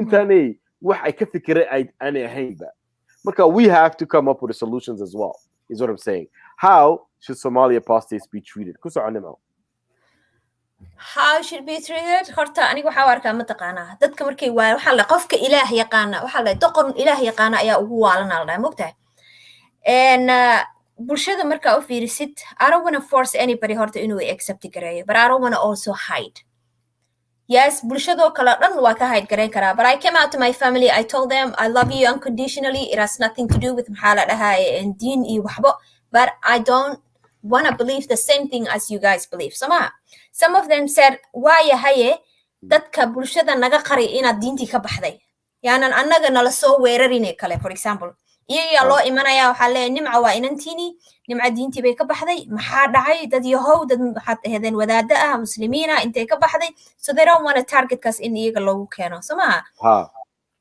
and on the other hand caruurtii iyo wixii inay igala ordaan ayay bilaabeen oo ah yaana loo tegin habaryar sababtoo ah gaal weeye habaryar okay laakiin ani markaa si deep u fiiriyo anaa iyaga ka fiican hadda I am there for them every time they need me I help them out financial needs marka iga baahan yihiin if they need me listening to them to their problems waa u baahanahay say abaya xaawa sheegtay marka anaga we are just Somali we're families wax naga qadan ma jiro ma waalnin we have different maxallahay ideologies now whatever you believe I don't believe anymore aan ka bilowna meeshaas marka hore صح That's very good. That's a very good point. Yo, Gorgor, what do you think, Adigu? How should Somali apostates be treated? horta run ahaantii aniga mina si khaas ah oo mina special in lagu dhaqmo fikirka mina ma doonayno mafahamtay keliya waxaan ka doonaynaa Soomaali haddaynu nahay anaga dhan Soomaali baynu wada nahay waxa inaga dhexeeya waa Soomaalinimo iyo ehelkiina baynu nahay sida ha sheegtay walaalihiina baynu nahay waa idin dhalanay waana dhasheen mafahamtay muhiimaddu waxay tahay maanta haddii aan mina fikirkii waxaad aaminsan tahay aniga kula qabin maahan inaan ku nacabahay jacalkii iyo xiriirkii iyo mana xiriirkii walaaltinimo iyo ehelkii weli wuu taagan yahay taa inaynu isku keento waaye mana si kale inay aragtid maalmaad mana nacab iyo waxaas mana haddii mana niidaada qof kuu qaado mana xaalad way soo xumaanaysaa mafahant town baan ku darsadaa mahadsanid Gorgor. GMH, what do you think, Olalo? How, and I'm really looking for solutions, I think. Because I kind of want to teach my Somali brothers and sisters how they should react. Because a lot of times I see a lot of confusions in their eyes because they don't know whether to be loyal to me or to their beliefs. And I just want to tell them that they don't have to make that choice. And those two things are not mutually exclusive. Kusao, GMH, what do you think? What are your thoughts, bro? And I agree with you. And I think how always sums it up good. Treat us treat people as human beings the same way that you want to be treated. Nothing more, nothing less. So that's what I would say. Like, qofkan la dhaqmaysid ula dhaqan sidii aad jeclaan lahayd inuu adiga kula dhaqmo hadduu isagu halkaaga joogo. Like, imagine if we were in, like, haddaan inaku majority nahay, like if people who are quote unquote don't believe in a certain thing and majority nahay, like, value the differences and that ula dhaqamun like something like that you want to be and like so use the golden rule. I think the question is like we have to somehow that ujeedadeedu maaha inaan burburino on baabi'ino on wax xun u keeno mujtamaca. I think taas waa inay aaminaan ujeedadeedu ay tahay on just to like help and maxaa la yidhaahaa actually make our society stronger. But yeah, ula dhaqan sidii bini'aadamnimo, because xitaa haddaad diintani aad sheegaysid aad aaminsantahay waxay kugu odhan ula dhaqan qofka maxaa la yidhahaa si bini'aadamnimaha. Well, صح. No, I think I actually agree with Durban here when he says we should be treated like kings and queens because we're indigenous folks. We don't deserve hassle because we won't bow down to the Arabian fairy tale system. That's very well said. I think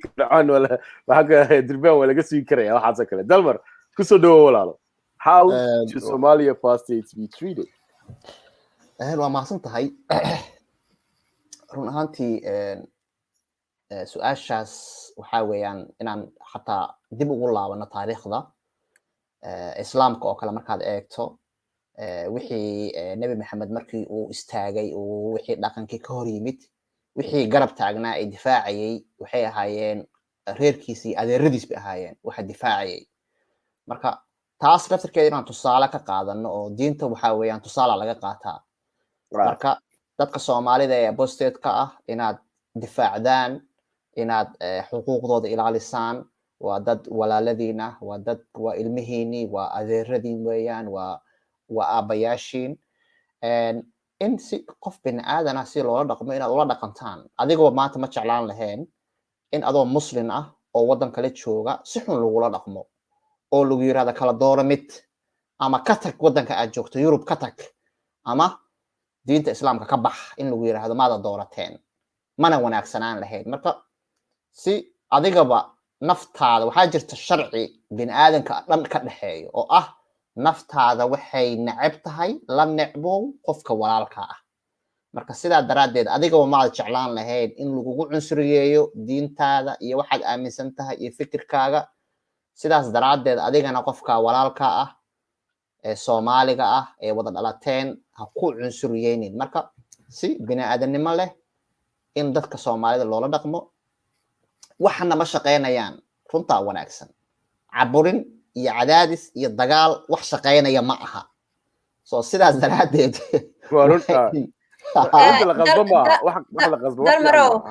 dalmarow huna laakiin qofku wuxuu aaminsan yahay hadduu ku qanacsan yahay iimaankiisana uu sugan yahay inaan ku ag joogo oo kale qofka muslimka ah dhibkay ku haysa maxay tahay iimaankiisa isaga uuba diyaar ugu yahay I'm the one who lost mine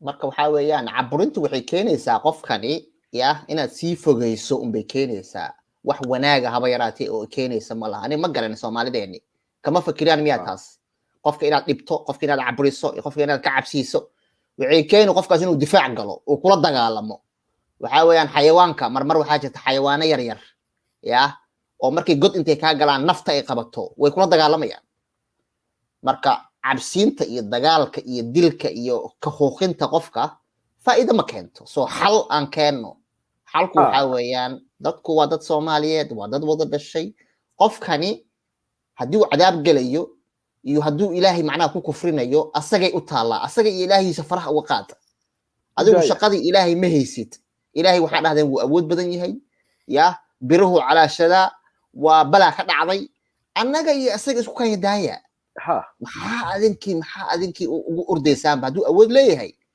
muxuu idinkaga baahan yahay marka annaga iyo asaga cadaabta annaga jaakad u gadanay annaga diyaar u ah hala wada noolaado wadankaas naga dhaxeeya walaaltinimo naga dhaxeysa dadku ha wada noolaadaan absolutely well said absolutely and waxay tirina Coco how can they need more support because the community is very hostile and they will strip away their identity anuma ma garanay qofku waxaan ku oran karayo adana muslim ahayn Soomaali ma tihid labadaas anigu if anything that's the thing I'm trying to prove Somalinimo can stand on its own dad jiraan waxay soo madare identity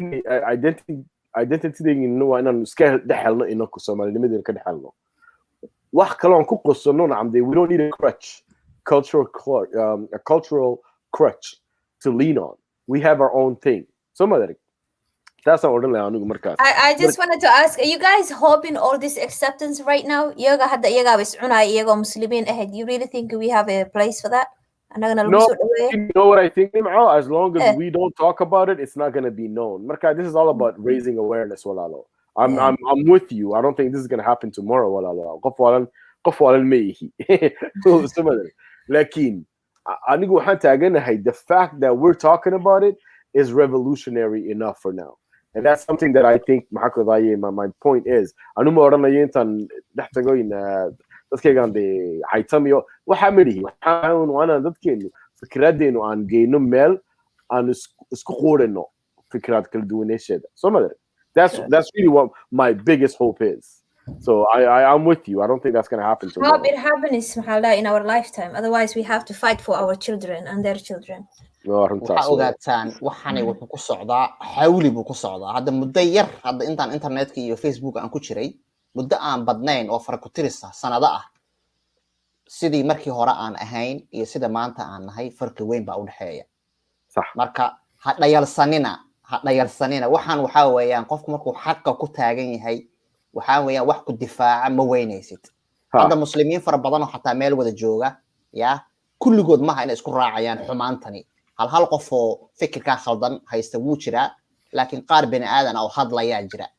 hadda maxaa istanaciima habeenkii aan qolkii kala galaynay qaar waxaa jiray dhahayay maya dadkan halalaayo dhahayay laakiin qaar wanaagsan oo ka dhaxadlaya jira dhahayay why annaga waan ku dhaxnoolnahay the scary part is the majority always walaalo waxaan u maleynayaa majority waa mise waa very loud hal qof baa macquulka ahaa laakiin majority waxay isku raaceen in aabahood iyo hooyadeed ay nabi maxamed ka jecel yihiin qofkii soo dhaafa ama wax ka hadlana waxaa dhahay in qorta laga jiro ani waxay la tahay arintan waan baari karnaa tusaalaan ku soo qaadan karnaa majority-ga ma ahee intooda hadasho ee qaylada dheer dadku banaadamku waxay leeyihiin qaar qaylo dheer oo ma garanaysid intooda qaylada dheer waxay isticmaalaan gaashaan dadka kale aamusinaya oo ah sunnadii sidaa tiri marka Soomaali badan waxaa jirta mar haddii sunno xadiis iyo quraan u imaado meesha shib dhahaya marka annaga waxaan la ka rabaa waxay tahay inaan qodqodno marka aan faadfaadno aan is this fair soo ma garanaysid adigaba waad ku nooshahay maanta wadan baad ku nooshahay diin kale ah miyaa lagu cunsuriyeeyaa waa lagu soo dhaweeyey qofka kale maxaad adigana ugu diidaysaa marka qofka inaan si caqliyan ah marka wax u tusto ani waxaan aaminsanahay intaan aniga la kulmay Soomaali badan oo la sheekaystaa jirto oo muslim ah marka hore sayftay wataan laakiin markaad si caqliyan wax ugu sheegto qofkaas wuu qancaya marka annaga waxaan arkay in qof bidana sidoo kale u tahay bay arkayaan waayo qofka marka la hadli waayo barrier laga dhisto heede you can treat them like animal because it's man maqal qofka marka codkiisa maqashido quraata ku furan in qofki humanize ku noqdo you humanize the person you understand and that's what I think waxaan is what we're doing here because we need to be heard so that marka dhigta ugu dhacno qof aanay arkayn de qof de waalana ba qof ay wax ka siihiin dad sidoo kale aan arkayaan that's the hope right waxaan inta ku soo dhaweeyo educated pirate what do you think how do you think apostates should be treated bro Somali apostate how should they be treated what do you think I agree with everything everyone said previously especially how but I wanted to address the point Nima made you know the funny thing is the worse the worse we are treated, the more apostates there'll be. But the better we're treated, the more benign Islam will become, right? Everyone will just be, you know, like kind of like Christians are today, where, you know, they don't really practice and even if people leave, you know, it's no big deal. So I think there are two paths and, you know, whichever one happens, you know, I think, you know, either there are more apostates or Muslims become more relaxed. So I think, you know, I'm hopeful in our lifetimes, I think things will be okay. But yeah, that's awesome. Thank you so much, Walalo. But I wanna reiterate what Omar is saying here. He said, yes, I'm grateful to have come across this channel on Reddit, ex-Somalian. I've never felt soothed by knowing there's others who think like me. That's the thing. There's so many of us, right? And we don't know of each other, or maybe we're cautious of each other, right? And that's what the internet is permitting us to do, is to actually connect without having to reveal anything. So now our voice is real. I think that's how calm down a lot of these overzealous people that want to do something. I don't know what you think about that, but I think that's what's going to be happening. So so New Nomad? Yeah, go ahead, Jimmy. And number one, I joined you guys because I thought in it with the Walentin. That's number one. Like, you guys have to know that. Yeah. You're like, he's like, I'm in the wrong room, goddammit. I'm in the wrong room. Yeah. Hadinad Walanin imika ishaga. Like, because I want to leave. I want to go. Okay, I'm gonna go. So what was the Walentin number one? and Walidin and Anugu Nugu Sorai. So let me know. Like so. But the other thing that I was gonna say is like and مستحدث بالآدمكو we have like it's a very good tool to use and like look at the world and universe, but it has a lot of blind spots. One of the biggest blind spots, regardless of all the knowledge, education, history we know, is prediction. We're very bad at predicting things. Right. Human beings are very bad at that. Like with all the data, with everything, it's a phenomenon known in psychology and in brain sciences as the phenomena of like black swans. You know, absolutely. Like if you have never seen a black swan, you would never know that there was a black swan. So, and we cannot really predict what's going to happen in our society and moving forward. But, and deep down saying that, now I'm going to make a prediction. All right, here we go. You're becoming a prophet now. Go ahead. Exactly. That's what a prophet. Yeah, like saying that we're very bad at predicting. I think a tipping point. We cannot see it. All of us cannot see it. We have that blind spot. But there is some tipping point that we're getting closer to. And the day that you tipped, you would. Oh, we should have seen this coming. Yeah. But I said it's always 2020 in hindsight. That's absolutely true. Yeah. So I hope, this is my prediction. I hope that within our lifetime, I think like we are not like that old, so that we would see a huge change in مجتمعنا. That's my prediction. Yeah, absolutely. No, that's very true. I want to give an opportunity for Libah. Libah, how do you think apostates should be treated? To be honest, I think everyone summed up my thoughts perfectly. To be honest, awesome. That's very awesome, man. Well, look, I wanna thank Hawa, Gorgor, Dalma, JMH, Libah, an educated pirate, Nim'o, all of you that come through the chats and everything. I just want to kind of close up with Umar's comments because they really touched me, and I think it's very important that we recognize it. Umar said, yes, I'm grateful to have come across this channel on Reddit X Somalian. I've never felt soothed by knowing there's others who think like me. I faced a lot of internal conflict myself, but knowing I'm not alone has led to my own self-acceptance. Thanks for this space. And I just want to say, Walalo, you're most welcome. And I think that's something that we all are aspiring to do. And this is the reason for these kinds of get-togethers. Unfortunately, this is the end. We're already at a 3-hour mark. The panelists, I want to thank you guys again. If you want to stay there, and I'll log off, and then we will go from there. So I want to thank everyone for coming through. And until next time, see you. Thank you. Thank you, everyone.